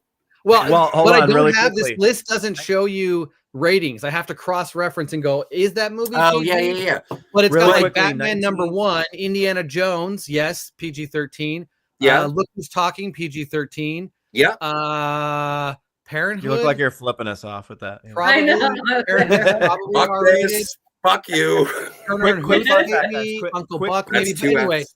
Real I quick didn't have fun time to facts. do this list. No, but 1987 I think that's Scotty, when hang it on, really, hang and on. 1989 being These guys such a aren't here. huge money-making year, Yeah, is that is the one where it absolutely exploded. I do think Batman and Indiana Jones probably helped push a lot of blockbusters to say, we need to fit in that space. Yes. That PG-13 space. Okay, can I go now? Yeah, Please. sorry. 1987, fun fact. Spaceballs was rated PG, and there's a fuck in Spaceballs. Yes. Yeah, and that was the one that I was surprised when I was talking about like how the parody movies all primarily did go PG-13 by the second half of the 80s. That was the one standout that is funny and on the level with all those other movies in terms of like the jokes that it was willing to go for, but it got the PG rating. But again, based on the creation of the PG rating being a Steven Spielberg, Jack Valenti collaboration of sorts, if Mel Gibson shows up, or not Mel Gibson, Mel Brooks? wrong guy, the Jew, Both great directors. Mel Brooks. Polar opposites. Yeah. Yeah, some would say. When Mel Brooks shows up and he's like, don't give me a PG-13. Come on, this is a kid's movie. It's a parody of a kid's movie. So I say a bad word. Fuck you. That's power in Hollywood translating into this is what we're getting. Let's not forget, and I know I have a romanticism as well, but this is all an incestuous business model where it's based on success and they want to get, and the more powerful you are, the more you get, like in terms of audience. Sure. So, Well, let's not forget how impactful that line was in context too. out of order. Fuck. Even in the future, nothing works. Yeah. But I would say that if you compare Spaceballs to the earlier Mel Brooks films, it's certainly not as, crass or vulgar as Blazing Saddles or History of the World, which both have R ratings. Right. Young Frankenstein is a PG, but I don't think that pushes too many boundaries in that way. So I think those films kind of got the right ratings. I don't have an issue. It's just surprising that when every other spoof movie was either R or PG-13 in the second half of the 80s, that Spaceballs still pulled off the PG when it includes things like F-bombs. Yeah. But that's also been one of the appeals of comedy movies from when I was growing up and when I was 30, is that they pushed boundaries and they blew your mind. It was like, it made you funny because it was surprise. Comedy is based on surprise. And now that comedy is no longer allowed to surprise you, or it has to be far more clever to do so, it's that, or maybe even society is desensitized to tits and fuck. But like, there is something about the nature of comedy in that turning point as well. Just as an opinion. No facts to back this up. Gremlins played such a huge part in that whole in getting them to agree to like create this middleman, and I wonder what.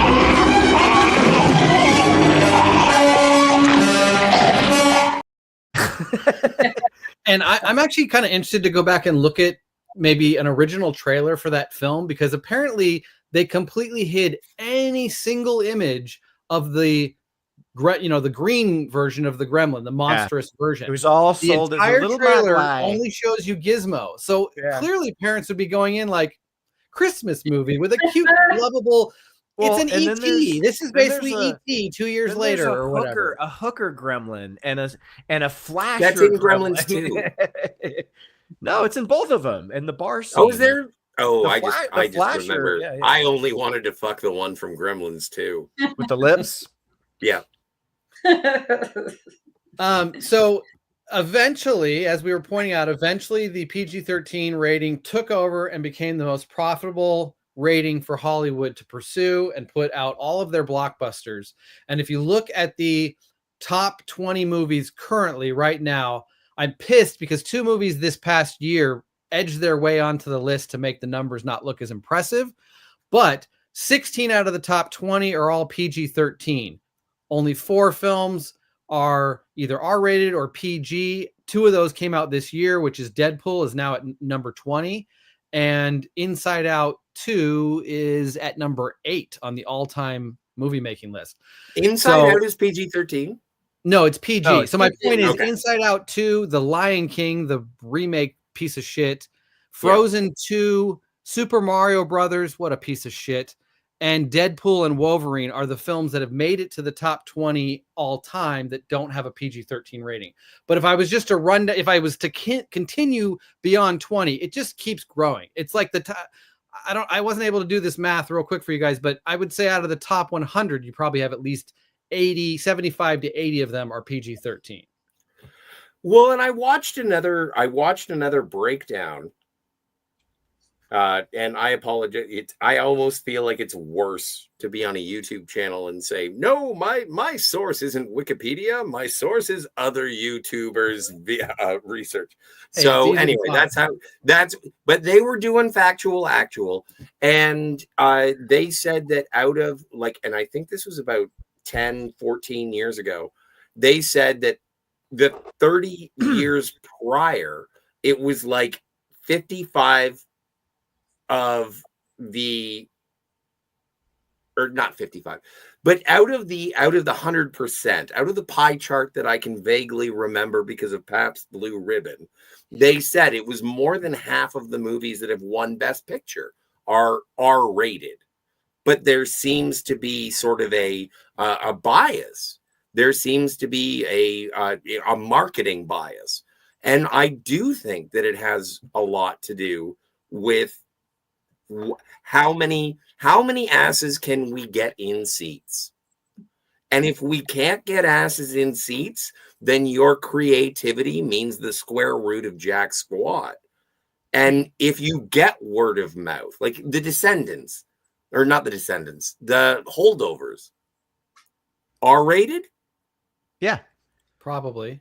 yeah, it's R-rated. But Any again, good mainly for reason? language. It's like For language. Like, why is Brokeback Mountain R-rated? I have a few ideas. Moving on. One of them is very finger licking good. There's no penetration in that movie. Let's get hard. abuse of animals. Maybe that. All right, that makes sense. That makes sense. There's hunting.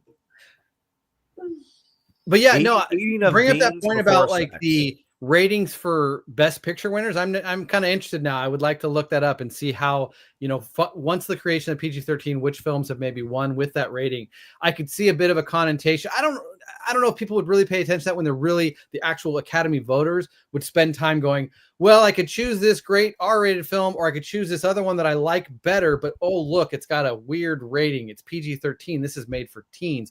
I think that some people might kind of view Titanic it that was way, but PG-13. not enough to really sway a decision. But I do think there's maybe even some older Academy voters who would be like, that's not a serious film because it's rated PG-13. So well, then it Ben, looks- as Slysnide says in the chat at 10:03 p.m., perhaps the people in charge of the MPAA in different eras, like I'm assuming the people in charge who are old and political, and they're going for different people, as we've mentioned, and they have older values.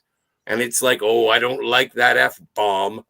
Not that they would say that. I don't like that Fuddrucker. It is definitely something that the regulations of what is PG-13 have evolved, and a lot of that probably goes down with who's in charge at that time, and you know what film came before it that people had a backlash against, that that should have been rated R. You pushed the boundaries, and then you know a little pushback. I read something today that said that Janet Jackson and Justin Timberlake having their wardrobe malfunction had an effect on the movie industry. And for a time period, the PG-13 and R, like there were stricter rules for a bit after that incident, even though it had nothing to do with something that was seen. If you remember that era, Les Moonves and Clear Channel, they put they cracked down on all that stuff, censorship and everything after that one stupid thing with the boob. Which was clearly planned. That wasn't a mistake. No, it wasn't. She had the star on the nipple. It was a thing. No So John, nipple, no harm. Their reactions, they're not good enough actors. Their reactions John, were so fake. I think this might be the first PG-13 movie to win Best Picture. It had Dances with Wolves, which I always forget is PG-13. It feels like an R-rated movie. Yeah, there's a lot of murder. And is Mary McDonald topless in that film? She's bottomless. Her backside. Ooh, even better. Bush. I'm sure there's a lot of other, like, probably. Joanne, I have to say, I am so sorry that this entire conversation is about objectifying topless women. Well, there's a lot of movies with we've gotten a lot more male nudity in the last 10 years or so. So do you like that better? Do you like seeing cock on the big screen? That's definitely progress in the world, yes. All right, good. Equality. So, I don't know if it's equality if you substitute one for another. No, it's not, there's a lot to catch up to. There's a lot to catch up to. So the next topic, unless there's more to talk about with kind of the evolution of the rating and how it's dominated the box office, I think everyone can see that. You know, everyone's pretty much aware of that. But the next thing we can talk about. Yeah, go ahead. I just want to touch on it very, very briefly because I don't think it's a footnote. I do think it's important. I do think it's cultural, is the Janet Jackson Super Bowl thing. What year was that? 2003? 4. 2004.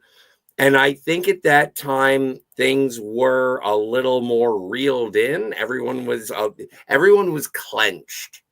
And it was like, what are we doing? What are we doing? Yeah, we were dealing with wars and election Yes. years and wars and Yes. the fallout from 9/11, even though it was a number of years before, but still it was close enough that we were still feeling the effects of that throughout Oh, many in 2004, we including were Hollywood. still hated by most of the globe. Yeah. And I post we were just 9/11 starting the conviction. wars.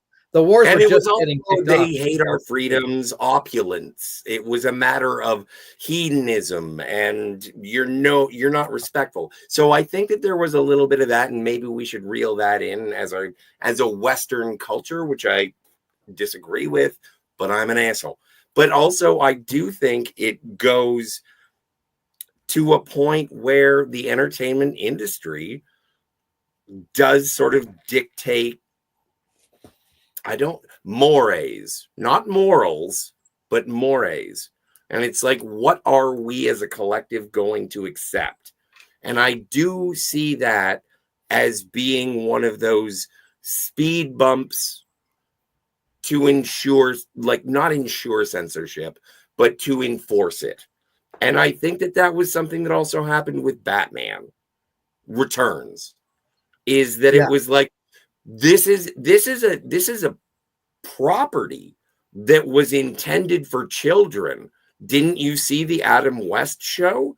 And there is no evolving. And let's not forget what PG stands for: parental guidance. And there is a responsibility. If these ratings were created to ensure a lack of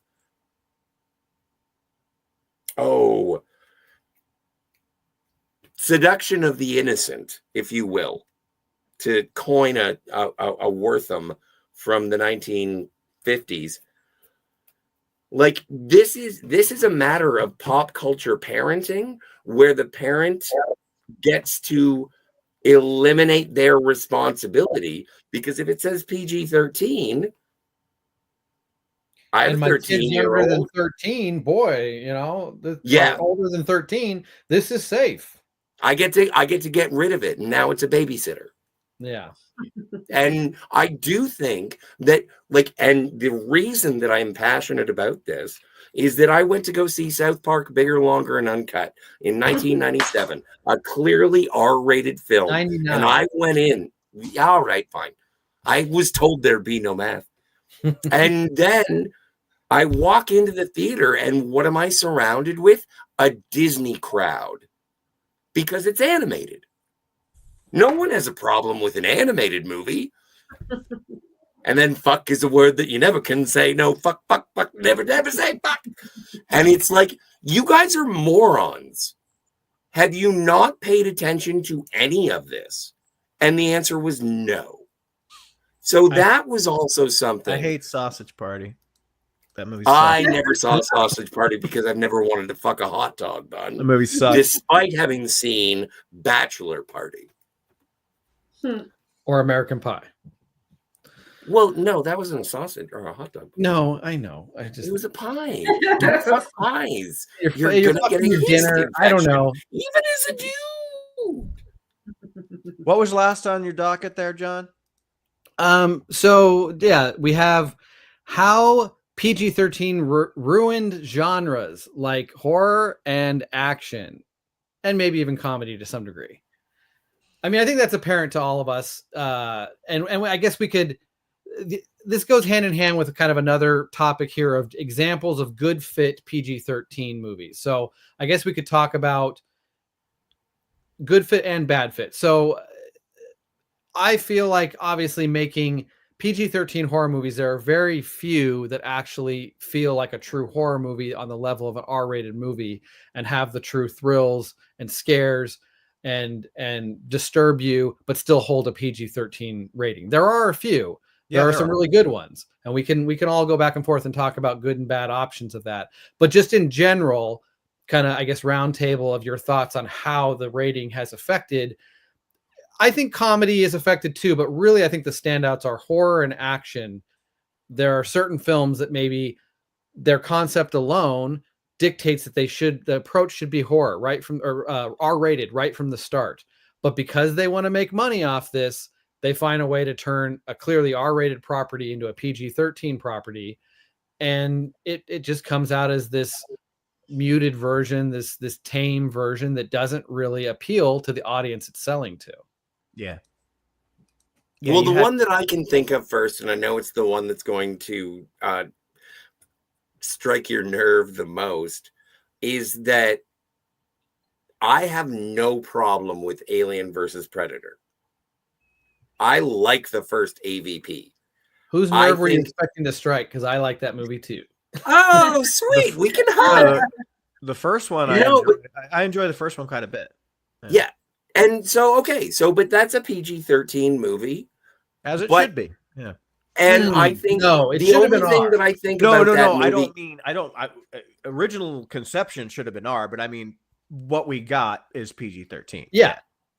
And I think the worst crime that Alien versus Predator did was turn Aliens and Predator into an adventure movie for all audiences, but also at the time of its release, I kind of think that both franchises were petering out and they wanted to advertise Aliens and Predator. They made it into a comic book movie, and that's fine. It was a Which comic is book. rad, It was a which is comic book, great. you know. Drew Griffin, I hope you're still here. I'm not sure what this is in reference to. Short answer: parents. I agree with Drew Griffin. So what is this referring to? What I was sort of parental guidance, most likely. Parental guidance. Yeah. And that's funny you bring that up, because people really don't think of that in this day and age. Like growing up, that was pretty clear to me. That's what it stood for. And it still meant that a PG movie required your parent to assess whether it's safe enough for you. And now a lot of PG, basically to most everybody's mind, just means kids movie. Yeah. And it's not. It still means there should be parental guidance. And a lot of remember when G as a kid didn't you just go, oh, it meant guidance? No, it meant general, you know. And you pretty much only see it now on an animated film or like a hardly even those, man. Like a faith-based movie or something. A faith-based documentary or something like that, yeah. But yeah, typically all your Pixar Left Behind is terrifying. Like there's hardly any live action PG movies. I guess you have Conclave out right now, which is supposedly really good. That's PG, but yeah, PG rated live action movies. I mean, you have to like be tiptoeing through that movie to make it PG. You know, they're like I said, I mean, you don't even have an extra in the background smoking a cigarette. Nope, that's going PG-13 right there. You know. Oh, what was the one thing that I found out is that if you have drug use in in a PG movie, that's out. Television's like that too. Like drug use, you know, NYPD Blue blew the doors off that back in the day. Yes, they were like pretty much the first one to do that. Where drug use, side butt, side boob, it had to be at 10 at night if it had those things in it, you know. And what was I looking at? I saw that like, okay, so World War Z, Paramount bought the concept by Max Brooks, second Brooks on the conversation. And they decided that they were going to make a PG-13 movie, even though Walking Dead, which was on cable, was probably the most popular show at the time. Oh yeah, far more graphic on its third season. Far more graphic. Hell yeah! Like, and that's the legacy that I think of PG-13, and I think that's what I've been sort of driving home with all this, is that it started off as a way for audiences to be able to see harder movies. Yeah. And then it got turned into... The Hunger Games is not offensively violent, but the concept alone, it can't be PG. Pretty much, right? You know, but that is based on my age and my prejudices and everything. Anytime somebody says I like the Hunger Games, I'll say, have you ever seen Battle Royale? And they'll be like, oh no, that's too much for me. Well, and I'll be like, you're a pussy. That shows you are a pussy. Violence, yeah. That shows the actual realities of the situation. Do you guys think this movie should be rated R? Take a big step back and literally fuck your own face. course it should. I mean, the whole movie we know why Yeah. it should be, but say that was the only F-bomb in it. No. Because Wouldn't well, be he the does say same fuck movie. your own face. That's sexual content. That's true. Yeah. Hey, But DJ adult- Play Nice. What's up, buddy? Hey, DJ Play Coming Nice. in It's good to hot see you. and late. No problem.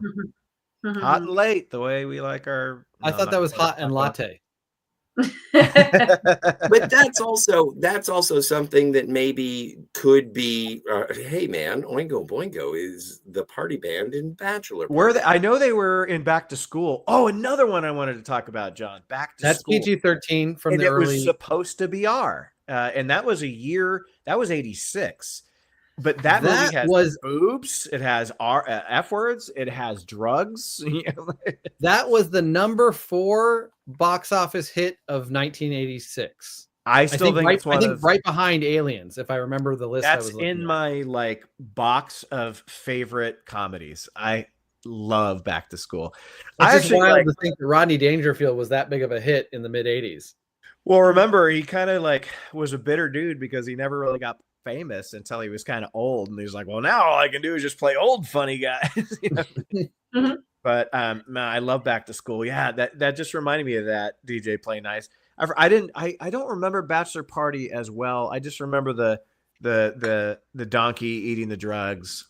But I know it's a really funny movie with Tom Hanks, but I do remember Oingo Boingo did Dead Man's Party in the party scene in Back to School.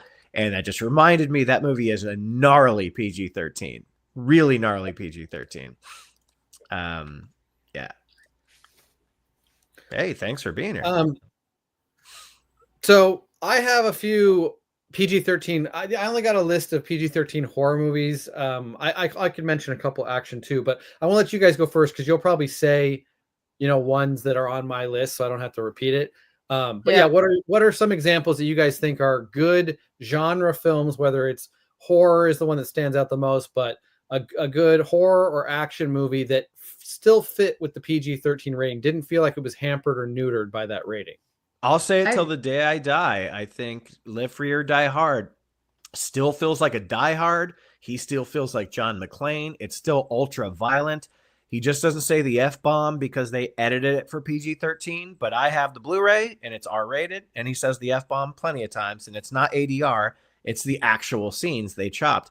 The PG-13 movie is great. I think Joanne was going to go first, and I chopped her off because I was just chomping at the bit to free or Die Hard, because I'll defend that movie till the day I die. It's a great Die Hard movie. Till the day you die hard. No, you didn't steal that one from me. I was going to go more for the horror ones, and actually some of the horror movies I think are best are PG-13. So one, yes, John, and I seem to mention this movie almost every other week for one reason or another. So yeah, The Ring is PG-13, and it couldn't have been any scarier for Love that one. That's a good one. Yeah. I mean, that was so scary. You don't even have to. I think a good movie, come to think of it, is like you don't even have to think about the rating at all. You know what I mean? Like you don't. Well, and The Ring is a perfect example of most people forget. Wait, that was only PG-13. Like it totally feels like an R-rated movie. Yeah. Yeah. But yeah, if you go by these ratings, all these criteria we've been talking about for the last hour and a half, it doesn't have those things, so it didn't have to have an R rating, but it's fucking scary. It is, scary, yeah. No, that's Watch a your good language that's a there, great Joanne. example of I know. I'm gonna get rated R. We only get one more now. Thanks. Yeah, Scotty already did it earlier. Oh, I think. shit. Fuck. Oh, fuck, we're screwed. But we're an hour and 40 minutes in, so maybe. Don't worry, Ben can bleep them all. He goes back and bleeps us out. Okay. Hey, Finity. Cheers, Hey, my brother. Finity. Cheers. Cheers. DJ Play Nice. Read that one, Scotty, real quick.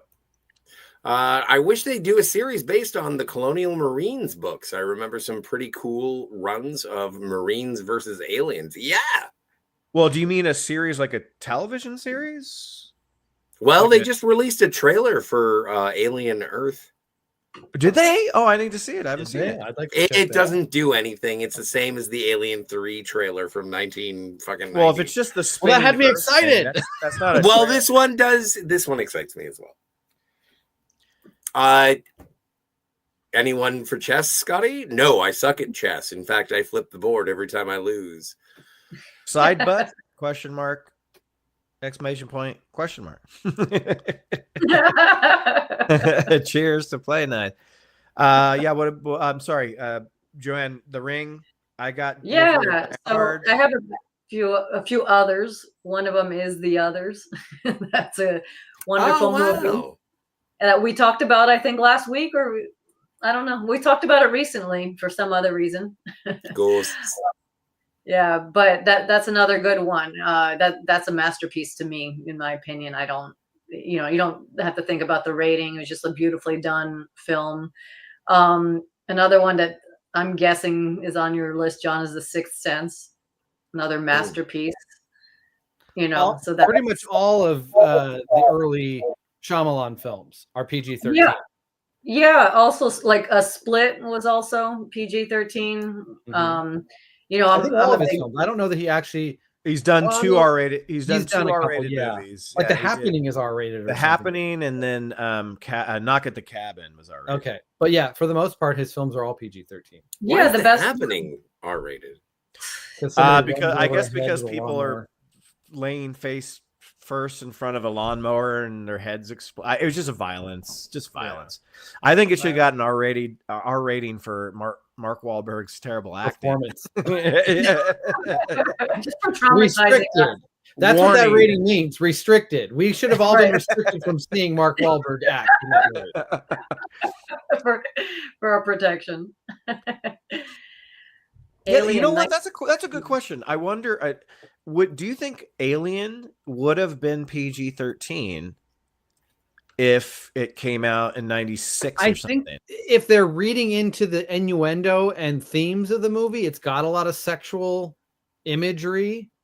So I don't thematically it goes in an area that I don't think they would consider PG-13, but I don't know that that's how they pay attention to the the rating, because there's no blood in that movie. I mean, no, there is no. I'm not sorry. a whole lot. The John Hurt face hugger scene, of course, but Yeah. but still, that's a lot of swears. But they have the same John Hurt scene in Spaceballs, and it got PG. No red blood. No red blood. No. Don't forget that the only reason that if we're delving into ratings, the only reason that Kill Bill Volume 1 wasn't rated X is because they turned everything black and white in North America. Yeah. Oh, so it is a matter of perception. I think Slice Knight's onto something, and it's like old people think blood is gross and children shouldn't see it. It's Is the there a same. version? It's public. It's public parenting. It is what can you see? Swears, bad. Nudity, bad. Two things that you will see every day. Well, if you're lucky. And then horrific violence. Oh no, we can advertise this until the cows come home. How else? How else are we going to get a violently insensitive group? Josh, thank you for that. M. Night did The Happening, and it sucked. What, you don't like hot dogs? That should have been a super chat. You should have given us $4. I like hot dogs. Scotty, is there a version, and Ben, you probably know this too, is there a version of Kill Bill where that scene is in color? Yeah, Japanese version. Really? Oh, I didn't know that. Have you guys seen it? No, I didn't even know that. Are you talking about the church scene? I believe he's talking about the blue, the battle of the Crazy 88 scene. Yeah. Blue Ives, or what? I forget what they call the place, but Affinity, you are incorrect and wrong. I have never said that Ash was a human. Get off my lawn. Or is he talking about Ash from Evil Dead? No, he's talking about Ash from Alien. Well, yeah, definitely, Josh. It was definitely because the movie's basically everybody forced to commit suicide. Yeah. And even though they're comically terrible, where a guy jumps into a tiger cage and gets killed by and gets his arm ripped off. That was so rad. But the thing is that It is a fantastical, horrific circumstance, but I am never, Harambe aside, I am never getting into an animal cage to die. Like, it's not emulatable. Kids do it all the time. Sometimes by accident, sometimes I've not. only heard of one. I like these monkeys. Oh, my nuts. They're gone. More often, there have been stupid people who stay after the zoo closes, and then they find them the next morning in some cage where they shouldn't have gone. Well, what That's was happened a number Grizzly of Man times. rated? But those are usually adults doing that. Or Grizzly teens. Man just went into the woods, and Werner Herzog made the movie, and he decided that he was going to make love to bears, and the bears made sweet, sweet love. They told him to fuck off. Yeah. I will keep you until you die. Yeah, DJ Play Nice. We talked about Weird Science a little bit ago and how much we feel that when you're watching it, you feel like you're watching an R-rated movie for sure. Yeah, they did the great Weird Science. What are you talking about? Hey, James. We're talking about movies you're not supposed to watch. You're too You young. can watch PG-13. You're too got a young to you watch got a those PG-13 intellect. You're good. What about Monster Squad? Got a PG-13. 13. Yeah. 19. Well deserved. That movie went hard. Yeah. Like That's why I like rad. it. I know you don't like it that much, Ben, but that's why I like it. No, I like the last 45 minutes a lot. I just find it's a Goonies wannabe with the fat kid and and the dialogue's just not as good as the Goonies. But I love the last. I love the 45-minute long sort of wrap up with Hey Ben, what? Monster Squad is better than Goonies. I didn't say it wasn't. I didn't say. No, I'm saying very specifically that Monster don't Squad is better than Goonies. I don't In think my you- opinion, of course. Please don't forget to like and subscribe. Yeah, DJ. But the Explorers is better than all of them. You got a point there. You got a point there. Until they get to space. DJ Play Nice. Hey man, you're not out of your depth. I'm glad you're enjoying the conversation. And if No, you're not at all. And yeah, Joanne mentioned the American Rangoon. I guess that's the yeah. So Yeah, I need to know. She made a is great the case original for rated that. R, or is it some weird rating from Japan that doesn't even line up with our rating? I don't know. Like, do they have a version of PG-13 that the original might have landed on? I'm guessing Maybe. it's probably whatever their version of R is. I haven't. I believe it seen looks the- like a hashtag with a tree growing out of the top of it. I haven't seen any of those Japanese originals. Like I haven't seen Rangoon. I haven't seen The Grudge. I've never even seen that Oh, no, remake. no. Those movies kind of came out like at the end of my military life, so I kind of missed a bunch of shit during that time. The original Ring one is the only really good one. I think the rest are. Gladiator 2 is R. Yes, it's definitely R. Yeah.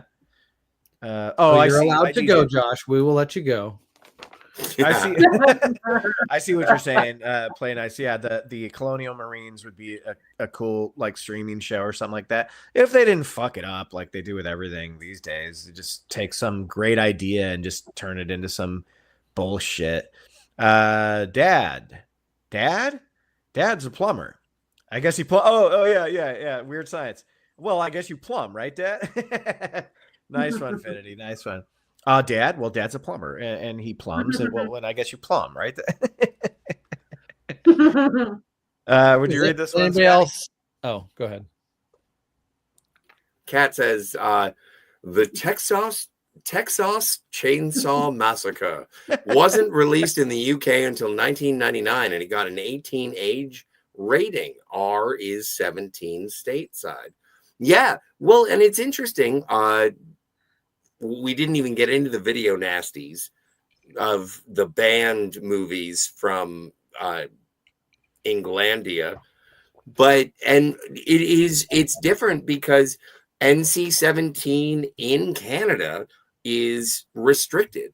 In Canada, it's 18A. So you have to be an $18 adult. And then R is like our NC-17. And so there is regulatory happenings for it, but there have been things that have happened with NC-17 ratings in the States, specifically in major markets, New York, Los Angeles, where they've been like, no, it's NC-17, but we're going to let anybody watch this because it's not that bad. The example that I can think of is Blue is the Warmest Color, which was rated NC-17. That movie's a porno. Like, I mean, but it's a coming of age story. But No, if you I thought the movie trust was your a audience, beautiful love maybe story they to would tell that absorb scene. it. Well, maybe I thought it would a touch beautiful them. love story that ruined its identity by the director exploiting the shit out of this porno scene that he put in there that did not need to be that explicit. But and Sounds I'm like not the way I'm that not you referred to Brokeback Mountain. I not at all. No, you did. You did. Finger licking something or other. That has nothing to do with what I just said. But well, no, but I'm just talking about gays and lesbians. I don't mean to blow your mind. I want to answer Finity's question right here. Sure. She's into Malacas, Dino. It's from Weird Science. Sorry. Joanne, why do you hang out with us? That's the question. Does anybody else? I just want to mention one more movie that I don't know why I never hear people talk about it, and I loved it. The 10 Cloverfield Lane. I love that movie, and that's also PG-13. And it's kind of and it's a good horror thriller movie. I really, really loved that movie. So that's another good one. There's no reason for it to be rated R. That's great, and it is good. Thank you. It's a psychological thriller. I love that movie very much. That's the movie we took John to when we were hiding the fact that we were throwing him a surprise birthday party. That's right? The party the cake that had the bite out of it. Yeah, that movie's okay. That day we largely talked about starting this channel, and took another month or so, but we got it off the ground. That's right. Yeah, it was early 2016. Yeah. Hell yeah. You got it off the ground. I just show up. Well, no. The beginning was 50. Anybody else want to throw out some examples of good or bad fit PG-13 genre films? Can I just say one thing and I brought this up before, where a PG-13 rating pisses people off, and that's when you have a series that's been R or started R. That's our next topic. Well, I didn't know. I thought this was the last topic. I thought this was the last time. I'm sorry. Well, I don't have my sheet up. I'm sorry. Sorry. Yeah. I mean, we can go into that pretty quickly. I have a couple I want to name, so that's why I'm kind of pressing everyone. Do they have any more they want to say? I don't think so. Okay. I figure you're going to mention this one. If you don't mention it, I will. Go ahead. I only have a couple that I wrote down for horror that would be real quick. And I think most everyone will kind of agree with this. I know Ben likes it. Drag Me to Hell. Freddy Got Fingered? That's probably already. Yeah. Drag Me to Hell does not feel like a PG-13 PG-13 movie. It feels like it lives up to what you would want from a Sam Raimi movie, which has to be R-rated if you're talking horror. But so, yeah, I haven't watched it in a long time, but I remember it just being great for like the standout, probably the best PG-13 horror movie for me personally. Because stuff like Sixth Sense and Signs, which are on my list here, they're less horror, they're thrillers, they're dramas, but just like straight up crazy horror that you want, like a Sam Raimi movie, I'd say Drag Me to Hell is one of my favorites there. Another one that I know you all love, and was kind of a perfect fit for the PG-13 rating in its early days, or at least by 1990 when this movie came out, Tremors. Such a awesome monster movie with all the excitement that we want out of a monster movie without having to push it to an R-rated, and still, like, it doesn't need to be. Like, we get everything we want out of that movie, I think. There is also an 80-yard removal of a fuck in that movie that is very apparent, but I am okay with it being like, but it's just so weird that's my argument with PG-13. That's my argument with the difference between PG and 13 is that people think, oh, if it were R, it would be better. And the thing is that if you look at Tremors and, if they had only been able to say fuck, it would have been such a better movie. It's like, calm down. I'm with you. Yeah, so Tremors is a great one. These other couple I'll mention are just examples. I wouldn't say they're like movies that I think are my favorites or are the best, but Arachnophobia was PG-13. But that's Disney movie. very safe. That movie plays it very safe, so it fits the bill. Touchstone Pictures, Disney movie.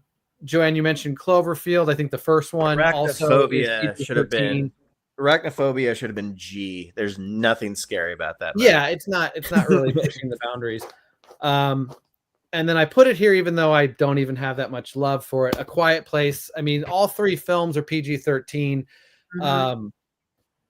They're acceptable. You know, like they do a good job of playing it safe, but still having some thrills in them. So that's a good one, Josh. That's a good one. Young Guns 2. Yeah. Was that PG-13 and the original might have been R? The original was R. Yeah. Oh, interesting. Well, that is our next topic, is films that the first or the franchise was R, but eventually they had entries that pushed it to PG-13, mostly to make more money or draw in a different audience at that stage of the franchise. Yeah, and it usually bit them right in the keister because you cannot change the trajectory or the tone or the mood of a franchise, even if you only have one. And I want to bring up really quick, John, if we're here, let's bring it up. Yeah. Speed 2. So Speed 1 is R-rated, but only because there's some F-bombs. It's violent, but it's not really bloody. There's a few bloody scenes in it. It's basically very adult themed, adult driven action with a lot of F-bombs and violence. And it deserved its R rating. It probably could have been dumbed down to 13, but I'm glad it wasn't. The sequel, which Keanu Reeves, rightfully so, said, this script sucks. I don't want to have anything to do with this piece of shit movie. They said, let's make it PG-13. By the way, Speed 1 was one of the highest grossing movies of 1994. It was an R-rated movie. It was a fucking massive hit. And to this day, a lot of people consider it one of the best action movies ever. I'm one of them. And Speed 2, you know, despite the recast of Jason Patrick, who's a fine actor, just given shit fuck to do in this movie, the movie completely bombed. Cost more than twice as much as the first one did. If you ever seen Narc is him and Ray Liotta. Narc, great movie. Jason Patrick's great. But bringing back Sandra Bullock to play an exaggerated, cartoonish PG-13 version of who she was in the first one just made no sense. Willem Dafoe, cartoonish villain. And, you know, there's not much intense action you can have on a giant cruise ship. The cruise ship's going too fast. It's like, yeah, but it is the open ocean, right? Like Titanic. And it's also the size of a city. Yeah, exactly. I also really enjoyed Speed diminishing 2, returns. There was a lot of other factors in the demise of Speed 2, but making it PG-13 was their first big mistake in that laundry list of mistakes they made in that movie. So, and they also decided to call it Cruise Control, which to me it seems like an oxymoron. It's like speed. Cruise control. Yeah. The entire purpose of cruise control is to restrict your speed. You should have called it Speed 2, asleep at the wheel. There you go. Well, they looked at the boat and they said, it's a cruise. I know, but man, that was just when they're like, fuck it. Yeah, we're just going to do Under Siege. Fuck it. We had no ideas left. Keanu's not on board. Let's just fucking shit this movie out. Anyway, that's what I got. Everyone enjoys marijuana, but one of the reasons that I watch Speed 2 on a semi-regular basis is because of my affection for the Devil's Lettuce. And just watching Willem Dafoe in that movie, it's like that movie, powerhouse in that film. That's the movie that got him Green Goblin. He's basically the Green Goblin in that movie. Yeah, I wish he was such a fucking hammy villain, man. Anyway, PG-13. Moving on. Well, does anybody else want to bring it? I mean, a number of these entries have already been brought up. Die Hard 4, you brought up. Scotty brought up AVP, which is a 2 series that are up to that point with like 4, 5, 6 movies, all R rated, and then they combine them and go PG-13. That one's the most baffling, especially because I believe there is a R rated version that Which no one are you one's talking about, seen. John? AVP. So Aliens vs Predator. But they started out PG-13, right? No, what I'm saying is you're combining 2 series that at that point have I'm 6 sorry, movies that are R rated, and you put these 2 series together to make a PG-13 movie. It didn't make any sense to me. But apparently there's an R rated version of it, or there is an unrated cut. And one of the things that I found recently is that was the way that in the DVD boom of home video is that they were like, okay, well, we'll just release the PG cut to theater to make money. Then when the home video release comes, unrated director's cut. That's what Live Free or Die Hard did. And every single Blu-ray of that movie shows the R-rated cut. And it's not a fake cut with fake ADR. It's the intended way to watch the movie. So it is an R-rated movie if you didn't see it in the theater. So I feel like I have seen both of those. And like I feel like I've tried to make sure, but I can't remember a goddamn thing about either of them standing out as having additional moments that really made it feel like R-rated movies. You guys could tell me what they were, but Die Hard 4's R-rated cut, other than adding back in the F words, what else does it add? There's a little bit of blood sploosh.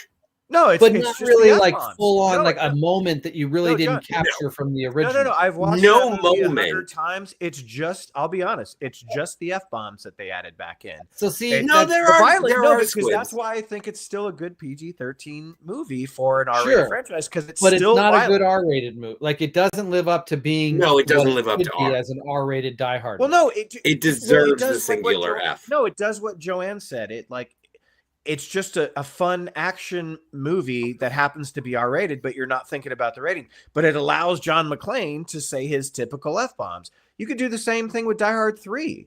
Live for or Die Hard with a Vengeance. Like, what's the difference? It's just I'm fine with them making it.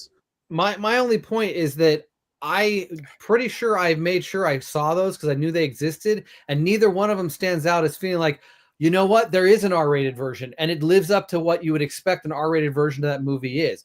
I feel like I've watched the same movie that they released as PG-13 with, maybe one more blood splatter and a couple more F-bombs or whatever. No, but not like a scene where you're like, oh, this person gets decapitated, which clearly didn't happen in the other one. Well, they already have. Well, that's the thing. There's already a lot. All right, I'm gonna go have a cigarette while you guys argue There's about already Die a lot of Hard. Well, no, real quick, Scotty, what are the things they add to the director's or the R-rated version of AVP? Because I think I tried to watch it and I can't remember it. I didn't even know there was a version showing you. I've never seen that. I need to see well, that. John, I do have to say that I think that it was mostly superficial gore, and that's all. Like maybe some swears, but like I have the full screen edition of AVP. I have the widescreen edition of AVP. Both editions of those are unrated and the theatrical cut. And to watch them all, it is more important to me to watch the full screen version. Again, this is from Alien Theory. I would say if you want to see a bigger difference in the nature of Alien versus Predator, I would say watch the full screen edition. And okay, well, I'll have to look for it. And I don't remember what my particular DVD has. There is an R-rated cut available on there, or maybe it's just considered the director's cut. I don't know. But when it comes, I think that's what aside from that, as a director's cut. Aside from that, like it's all a matter of like cinematography, and it's not about content. There is more gore in one or the other, but it doesn't really doesn't alter the story. It doesn't do anything. Well, because I am a fan of Aliens and Predator, and I actually accept the AVP movie as a fun movie within those series, when there are ones that I actually kind of groan at and go, God damn, why is this so bad when it's in one of my favorite movie series? I'm pretty favorable of AVP. I don't have a big problem with it, but I really wish there was a version, and I'm going to try and seek out what you're talking about to some degree. I really wish there was a version that was my go-to of like, yeah, there is an R-rated version that adds all the things you would expect, the things you felt you were missing in that PG-13 cut, the things that did feel neutered by the standards of an Alien and Predator film at that stage. But we've had all kinds of things neutered. So you'll love this comment, Scotty. I'm guessing you know what it's from. DJ Play Nice says to Finity, all Jedi has was a bunch of fucking Muppets. Love the Muppets. From Clerks. Well, it's from Clerks. It's from Clerks. Oh. Yeah, it is. And which one is Randall's favorite? He likes Empire. No, not true. Oh no, he goes last for me. He goes Jedi. He says, "What do you like better, Empire or Jedi?" And then Dante says Empire, and Randall says blasphemy. Oh, I thought he said last for me. He said no. He says blasphemy. Whatever. Trust me, sir. I know what I'm talking about. There's different cuts of that movie depending on if it's PG-13 or not. Yeah, exactly. I would love to see a PG-13. You know what? It's so funny now that we're talking about this. PG-13 version of Clerks would be hilarious. And also, I remember when they showed a version of Seven on TBS. And I was like, how long is this movie going to be? Half an hour? This is an episode of television. They used to air Beverly Hills Cop on regular TV. And you're like, what the fuck? Almost the whole movie. It's just a music video for Neutron Dance. The whole movie's ADR. Yeah, they just play Neutron Dance over all of his lines. Well, we can wrap it up. I mean, the other movies. Get the fuck out of here! No, I cannot. It's serious. We've talked about, most of these other ones. I think Mad Max was mentioned. There's one entry of Mad Max that went PG-13, the third film, and it's the worst one. It's the one no one really likes. RoboCop has a third entry that oh my god is just completely forgettable and went PG-13. And again, so bad. I don't know. These ones are not necessarily coming out in the area where they had realized PG-13 was necessary to draw in the bigger audience, but like not the necessarily Mad Max Part 3. RoboCop 3, I think that's like mid 90s, 93, 94. Yeah. So that one they were maybe trying to push it to a bigger audience and it just completely failed. It had other problems. They lost the star. Has there ever been a case, John, that you know of where a series started out as PG-13 and then went R in a second? I wonder if that's ever happened. I feel like it has. I'm sure there is. Well, so Riddick starts R with Pitch Black, goes PG-13, then goes back to R. The Chronicles, and then back to R in the third film, whatever that's called. Yeah. Yeah, but I mean, like Conan had that weird R to PG to PG-13. But yeah, I don't know which one. Maybe you're saying went from PG-13 to R. To R, I know. It's like Die Hard. The Die Hard Part 5 goes back to R. But I mean, Mad Max goes back to R. Terminator went PG-13 for 2 films with I want to say 4 and 5. Trolls was PG and Trolls 2. No, I'm kidding. I don't know what those. If the first film came out before PG-13, it's hard to gauge that. Or no, I guess the first one's 86. But God, I want to say that's a topic for another day. But God, there's got to be something that started out. The first movie was PG-13. And then they said, fuck, we're going to make it R for the second one. There's got to be one. But the thing is, they want to make the money off the PG-13. Like, if they intended it to be a PG-13 rating, I know Harry Potter eventually got to PG-13, had a number of films that were PG. Yeah, well, they tried to grow with the audience and realize, okay, everyone who started with this at PG is old enough to handle the PG-13. The fourth one, The Goblet of Fire, was the first PG-13 one. Yeah.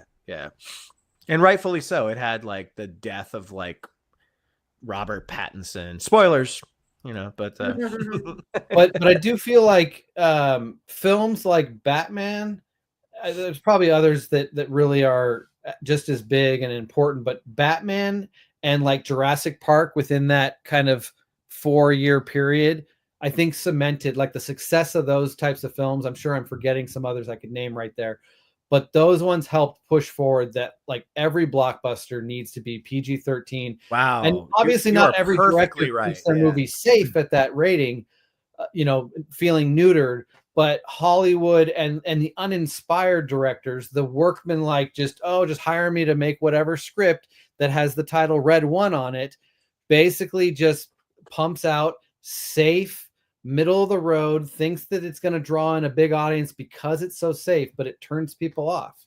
And the audience is smart enough at this stage. We've seen enough years of this kind of what Hollywood is pushing on us that a lot of the audiences sees it right now and says, you know what, that's just going to be a safe, neutered version of what this could be. I'm not going to give it my money. And with streaming, if you're specifically talking about a film like Red One, people immediately go, oh, that's a streaming movie. It shouldn't even be in the theaters, and I'll just wait a month or two and I'll be able to watch it for free. Okay, so DJ Play Nice just answered my question and found exactly what I was looking for. So X-Men Origins Wolverine, The Wolverine, both PG-13, Logan R-rated. That's exactly what I was trying to figure out. DJ Play Nice. Well done. And that was a big deal.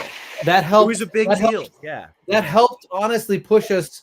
I know that I guess Deadpool had a little bit of an effect to push Logan to feel safe to go R-rated.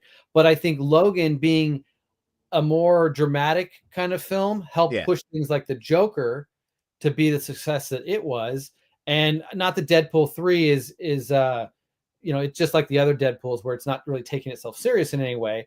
But all of these films are big steps in pushing R-rated films. People seeing the box office possibility in the midst of all the PG-13 ones that clearly take all the slots on the top list. But when you talk about films like Joker, and I don't know where Logan is on the top 100, but it was a very successful film. So those are big steps in getting us out of the rut of the PG-13 rating and how it's so safe and doesn't really, especially for fans of 80s movies, like a lot of our favorite movies are these movies from the 80s that were gritty and push those boundaries and have those moments that will live forever to be just thrilling and exciting and not just safe and boring. And that's what you get out of PG-13. And I'm actually a huge fan of the Wolverine from 2013. I wish it was R, but that's cool. Like that there was that progression from cartoonish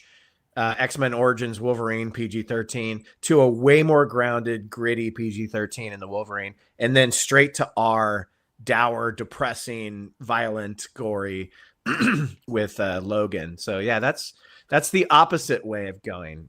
So DJ Play Nice, you're the man. Thank you for figuring that out. And I'm sure there's more too. We just dive deep into it another time. That was a big one. That one actually has impact. Like those, Logan means a lot to the landscape. Well, and if you think about it, the entire X-Men franchise had been PG-13. And it's funny we haven't even brought up Marvel in this entire conversation, because that was what I was going to give as my example of essentially good PG, like the formula they came up with Iron Man, and that they were able to apply to 20 something movies before they've kind of gotten this rut where the movies suck. They applied a very simple formula that was based on what a PG-13 movie can do and what it's there to do box office wise, what it's there to do to play to the biggest audience wise, what it's there to do to play safe and not offend anybody and just hit all the 4-quadrant film. It hits all the markets. And they played that formula for a long time and did a great job with it. So I would say that's a good example of PG-13 being applied. Yes, if I close. may push back just briefly, You were and I so agree close. with you. You were so close to letting him finish his point. Well, no, but I think we're being copacetic in this, in that I think that one of the greatest downfalls of the MCU, and especially in early MCU when they could play with fire, when Paramount was still in charge of Iron Man specifically, is PG-13 would not allow for Demon in a Bottle. And nope. Iron Man 2 is as close as we're ever going to get to Demon in a Bottle. It tried to get there. Yeah. Tried. And Jon Favreau, for all of his credit, he was like, this is the story we're making. He If shot anyone have you seen is, yeah. He shot more scenes with Tony Stark puking in the toilet. Why can't I finish my sentences? Well, the difference is you changed. No, the difference is you changed the subject on John. I'm agreeing with you. No, well, not exactly, because what my let's not fight about fighting. What I was trying to finish, the point that I had started, I know I'm long-winded, Yes, sir. was that films like Logan and maybe Joker were these departures, and Deadpool, I guess, which are the R-rated versions, were the departures from what the safe comic book movies of this last 20-year era has been. I mean, even Spider-Man is a bit of that same formula that Marvel is using, and the popularity of those films and anything in that era. They were all pretty safe. They were trying to be comic book movies, and they were very successful for a long time. And I guess they still are, but now because of films like Logan, which was kind of bringing this all the way back to what we were talking about, is the studios feel comfortable trying some different angles, not just using the formula only, which pushes them out of the boundaries of PG-13 occasionally, but even within the boundaries of PG-13, making Doctor Strange 2 a little bit more of a horror movie. That's not a great example, but at least it's breaking the mold a little bit of what Marvel's safe PG-13 approach has been. But yeah, I love that we talked about Logan and how certain films have pushed us out of this safe zone and mediocrity of what PG-13 has created. But I did want to bring up that Marvel is, for a long run, a good example of actually taking a property that I would, and back to your point, Scotty, I would love to see the R-rated version of Iron Man, but I'm very happy that we got this whole universe built off of a very safe formulaic version of Iron Man. Well, and that's also what PG-13 imposes is, again, no drugs. And alcohol is a drug, and that it hampers, it inhibits the storytelling that you can make. And so if you did want to do Demon in a Bottle, a story that was told to children in the 1970s, you would not be able to play that today because alcohol. And we haven't even gotten into what smoking does. Like, commonplace practice is something that you cannot see on screen today because business says, oh, well, we can't advertise that. And which also brings us back right to the beginning of all this, is that the only cut that was made in Poltergeist was an awkward cut that says, I hate Pizza Hut. And the studio took it out because it was like, well, we can't besmirch Pizza Hut. So all of this rating thing, I think it's culturally interesting. I think it's artistically interesting, but I don't think that it's rational.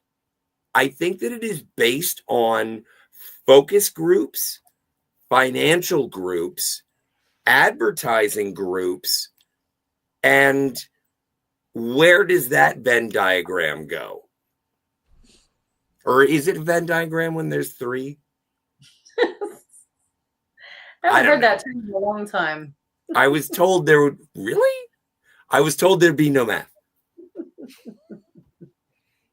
All right. By the way, I just decided that I was going to throw my hat in the ring to be president of the United States for 2028. Yeah, you got a Excellent. while to wait, I believe, at the moment. No, I Little can't. late. I can't. Little late. I'm Canadian. I would have written you in though. You should have let me know. Oh, Just a damn couple it. weeks ago. Thank you, sir. God, you want to read this one, sir? DJ Play Nice says, totally agree with John. And I'm glad the adult versions seem to be picking up speed. I want adult stories. I want more R-rated stories. I want an R-rated Blade. Yeah, I think Blade should be R-rated. I mean, we had the R-rated versions of Blade. No, but I mean, That they're is going true. to eventually. All They're three? going to bring it. You know what? That might be one that went PG-13 in the third film. Nope, in the third one. No, I'll it's check. still I'll R. check. They're all. They're It's all just R. All are? Oh, yeah. No, I remember. Forgettable. Ryan because Reynolds it was does shit. use the phrase thunder cunt. Oh, yeah. That'll probably get you an R rating. Yeah. Well, what we got left, John? Are we? That was it on the list. Thank you for letting me get. No, all the way I'm through it. so glad. I'm so glad we brought this to the show, and I'm glad we had some people watching. And Can I show something off to John? Of course you can. You. Nice. You. Oh, sweet. There's one with Alien on the cover, one with Predator. Yeah. Well, dude, bring it back a little bit. Bring Yeah. it back a little bit. Back them up a little so we can. Well, I Oh, don't you know. got the mic there. Oh, yeah, right there, right there. No, you don't have to hear me talk. Okay, that's fine. There we go. Yeah, that's pretty cool. And you say one's full screen, one's widescreen or something? Yeah, you can see the Yeah. tag at the top. Yeah, sweet. Just as long as neither one of them are Requiem, then we're good. One of the worst movies ever made. Yeah, it really is. So terrible. Dude, the brother Strauss made also Yeah. another one of the worst movies ever made, Skyline, which I did a review for in the early days of Cinema Go. That movie is absolutely pathetic. So those guys should stick to special effects and not direct anything ever again. But and the reason I had to go grab that is just because, PG-13, yes. I think that it has sort of pulled back the sharpness of modern movies. I think that it's been diluted. I think that more people should go see R-rated movies. And I think that PG-13 movies should be a little bit more aggressive. Like we barely got in. Well, not barely. Well, remember they used to like be. Comedies. Like look at Billy Madison, or like any of the Adam Sandler movies from the late '90s, mid '90s. But I'll argue that his PG-13 movies are funnier than his R-rated movies because he doesn't try so hard to like throw in extra cusses or whatever. I don't want to talk about funny people. I hate that. I can't. I hate that movie for many reasons. One of them is because he chose to do that instead of be the bear Jew in Inglourious Bastards. So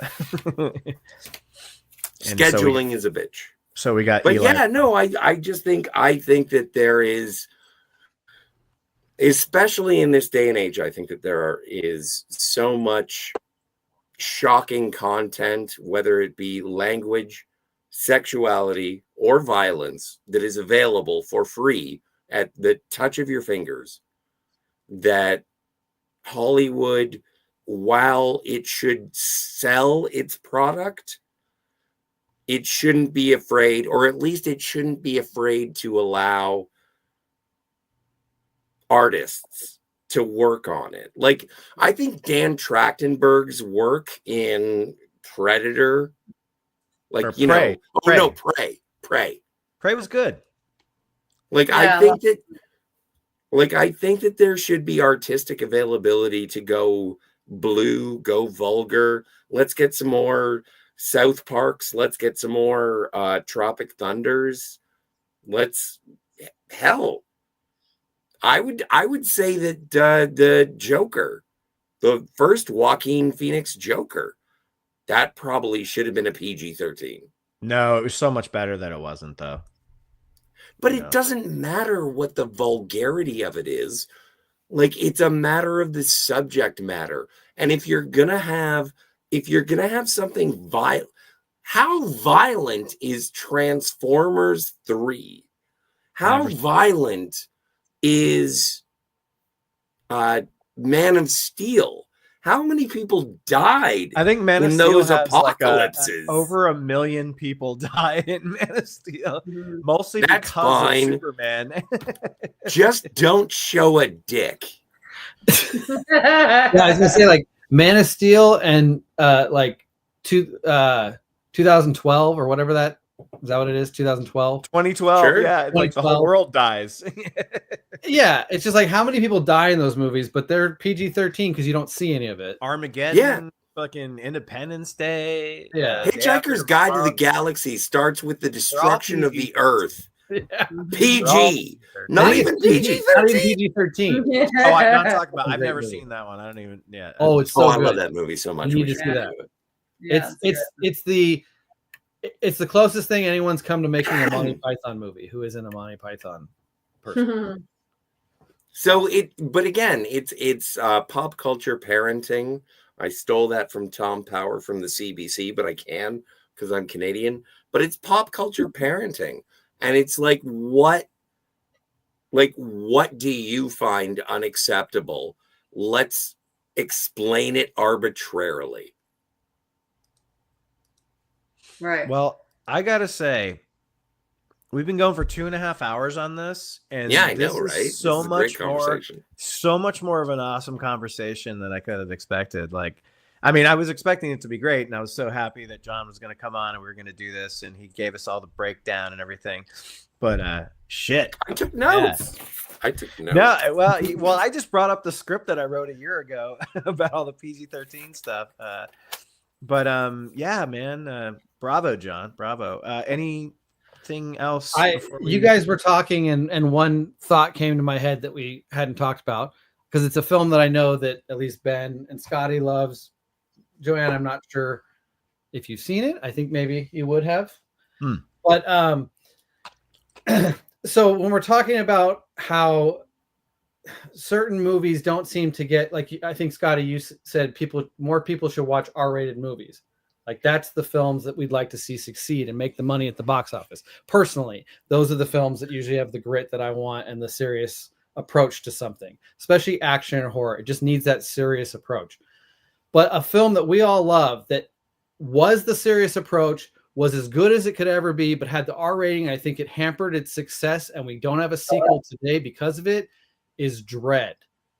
If Dread was made in this comic book era as PG-13, well, you mean if it was made like the Sylvester a neutered Stallone version one? of what we got, a neutered version might have made more money because people just don't go watch R-rated movies. I don't know why that movie did not have box office success, because anybody who came out of that theater loved that fucking movie. That movie is so fucking good, man.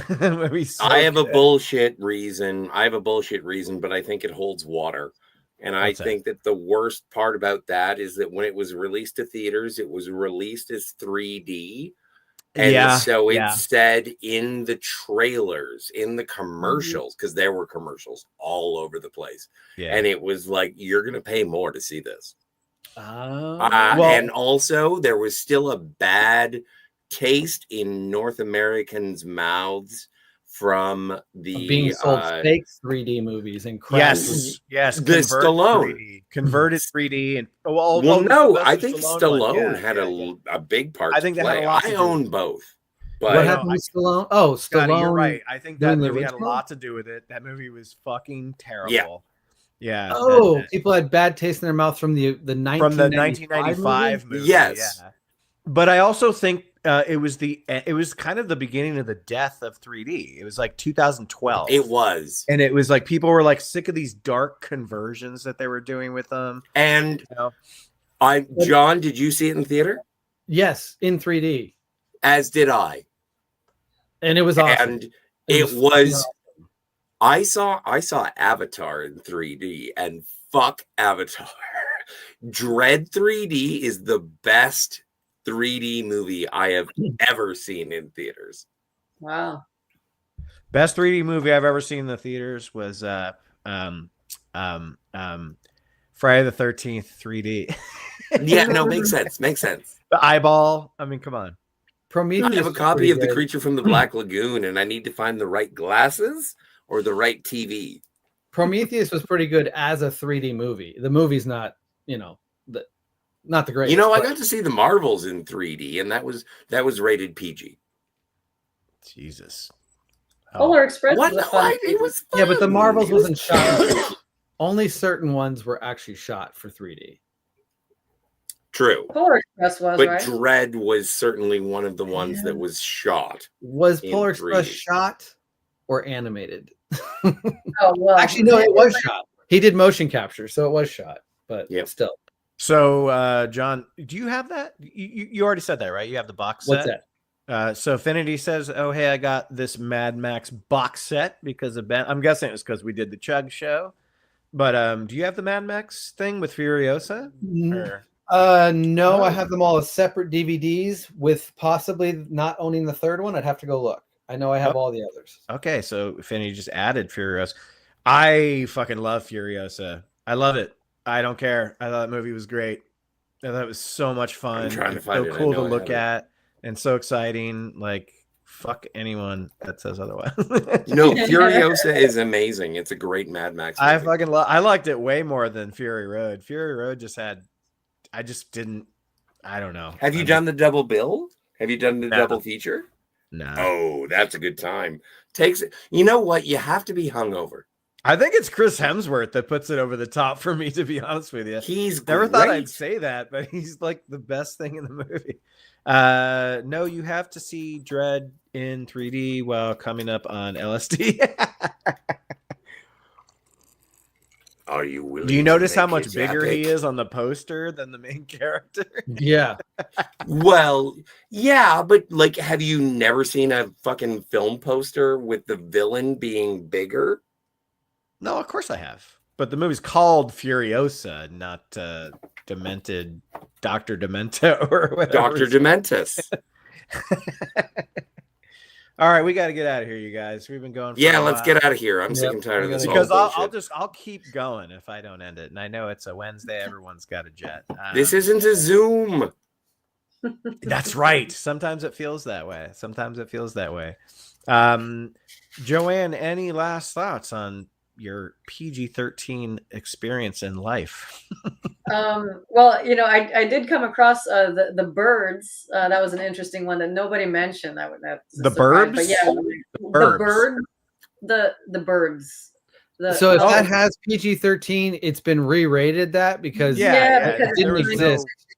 before the rating started, but that's what it is. It'd be And so interesting to see what movies have been slapped with different ratings because you Jaws, know what? I Jaws' just thought rating the same hasn't thing, changed. John.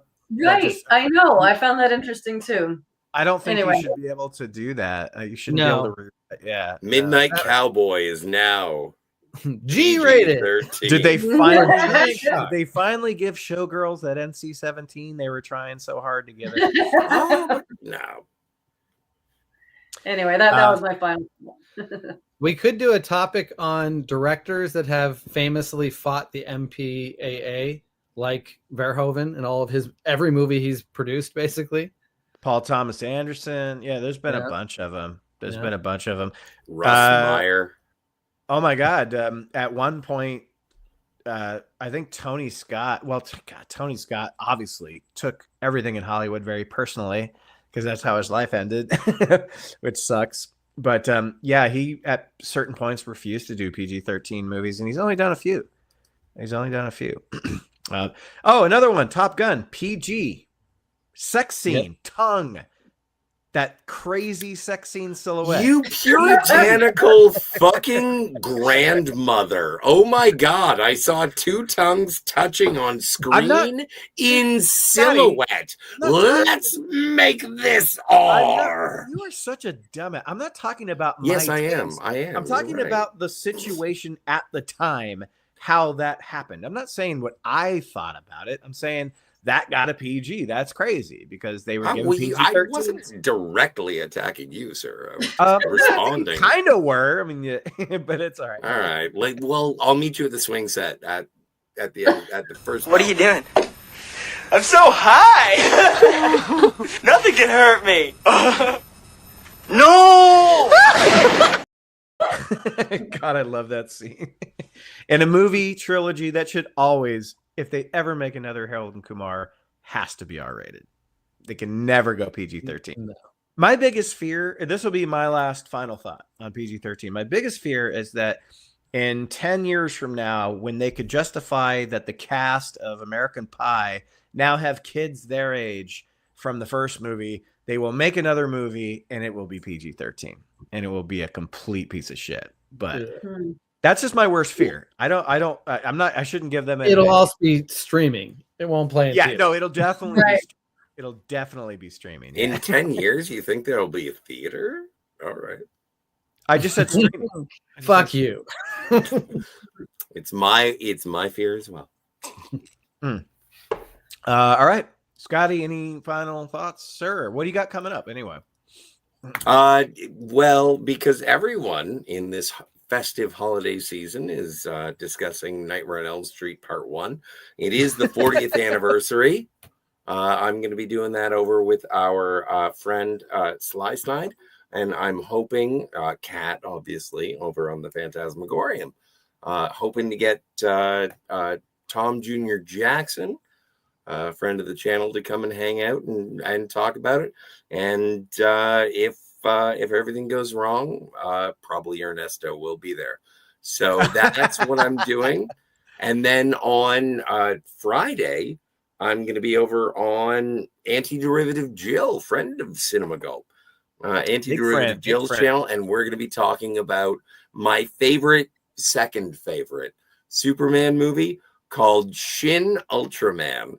It was released a couple of years ago. It's a Japanese film, and we're going to be talking about that.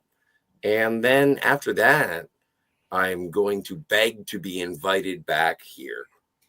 You know what? Scotty, when you do your 40th anniversary of Nightmare on Elm Street with the Phantasmagorium show, if you run out of things to say, you are welcome to clip the episode where you already joined us for A Bloody Good Year, where you talked about it quite often. You are welcome to pull from those clips. And Scotty, pop quiz, Scotty. What's your favorite Nightmare on Elm Street movie? No, right now. Just pick what you think it is right now. Don't try to remember what I said before. Not what I said before. I like the Final Nightmare. I like the one where it's actually Heather Langenkamp. The new Nightmare? New Nightmare. Yeah. That's your favorite today. So today. Boring. Perfect, So because boring. 2 was your favorite when we did. No. That's why I said 2 first. I know, and then I was like, oh, what, today? You did state, John, though, that his opinion changes daily. That's why I'm quizzing you on it right now to see what when I saw it, I still think 2 is the scariest, but I've been seeing a lot of stuff on like social media with Heather Langenkamp, and I've been like, you are a fine looking woman. And so I'm a big fan of Heather Langenkamp right now. I actually rewatched 1, 2, and 3 over the Halloween season after we did our show, recorded it. I have to correct myself. I do think 3 is the best one. I said 1, 3 is really, and then 3, and then 2, but I think 3 is the most solid. I could almost pick 2 over 1 after our rewatch because I think the third act is so bad. Yeah. But the third act of 2 is not great either. So 1 falls apart, but man, the stuff at the boiler room, like the stuff at the party and the kind of third act stuff is great, but the stuff at the boiler room is also boring. Yeah. But oh man, but 1 setting up the lure and not knowing what's going on was what was so. But I think all this reevaluation of 2 and all of us getting a chance to kind of rewatch it recently has made me kind of realize that 1, 2, and 3, all for different reasons, are a really great trilogy within the famous horror series of Nightmare on Elm Street, Friday the 13th, and Halloween. None of them really have an actual good trilogy, or like the runs of films all get muddled at some point. You don't really have a strong, here's 3 or 4 that really work together and I could watch in a bunch. It's just like pick and choose good ones, bad ones, every other one. This is like 2 is the one that reminds you. Infinity. I'm gonna do it. Finity. That's a great idea. I'm gonna do it. I'm gonna do the if J.J. Abrams Oh, made Furiosa. Furiosa. Sorry, Yeah. No, but I have to. Good call. 2 is the one that makes you think that Freddy Krueger is just attacking the neighborhood. It's not even the families. It's just this is where I lived and Elm fuck you Street. for being here. It's a haunted neighborhood. It's a street. And I do enjoy that. Well, yeah, the franchise falls apart when Elm Street is never mentioned again, pretty much. Like, I guess 4, they say, It's like, more oh, about there's no more Elm Springwood. Street It kids. becomes Well, more no, about it's more Phil. about Freddy. As the series goes on, it's just about Freddy. Yeah. But in Plus terms Elm of Street where is- he's haunting, it becomes about Springwood. That because is the hospital in part 3 located in the town of Springwood? I don't even know. I don't. Yeah. It must be because like Nancy's still there, and who knows. And not Bill Maher is there. Oh, Scotty, before we go, so DJ Planas, I'm looking forward to Ultraman T-shirt for that show. Is that so? Ultraman is Ultraman. Okay. Hey, Jill's here. Japanese Superman from another planet who comes to save us all. Right as we're signing off. Yeah, Hey, Jill. Hey, Jill, welcome. I gotta go. All right, hey man, John. Yeah, I gotta go too. I want to give John a big salute. You.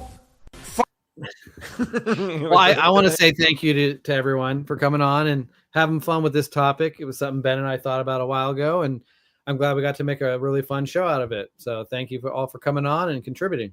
Hell yeah, man. Hell yeah.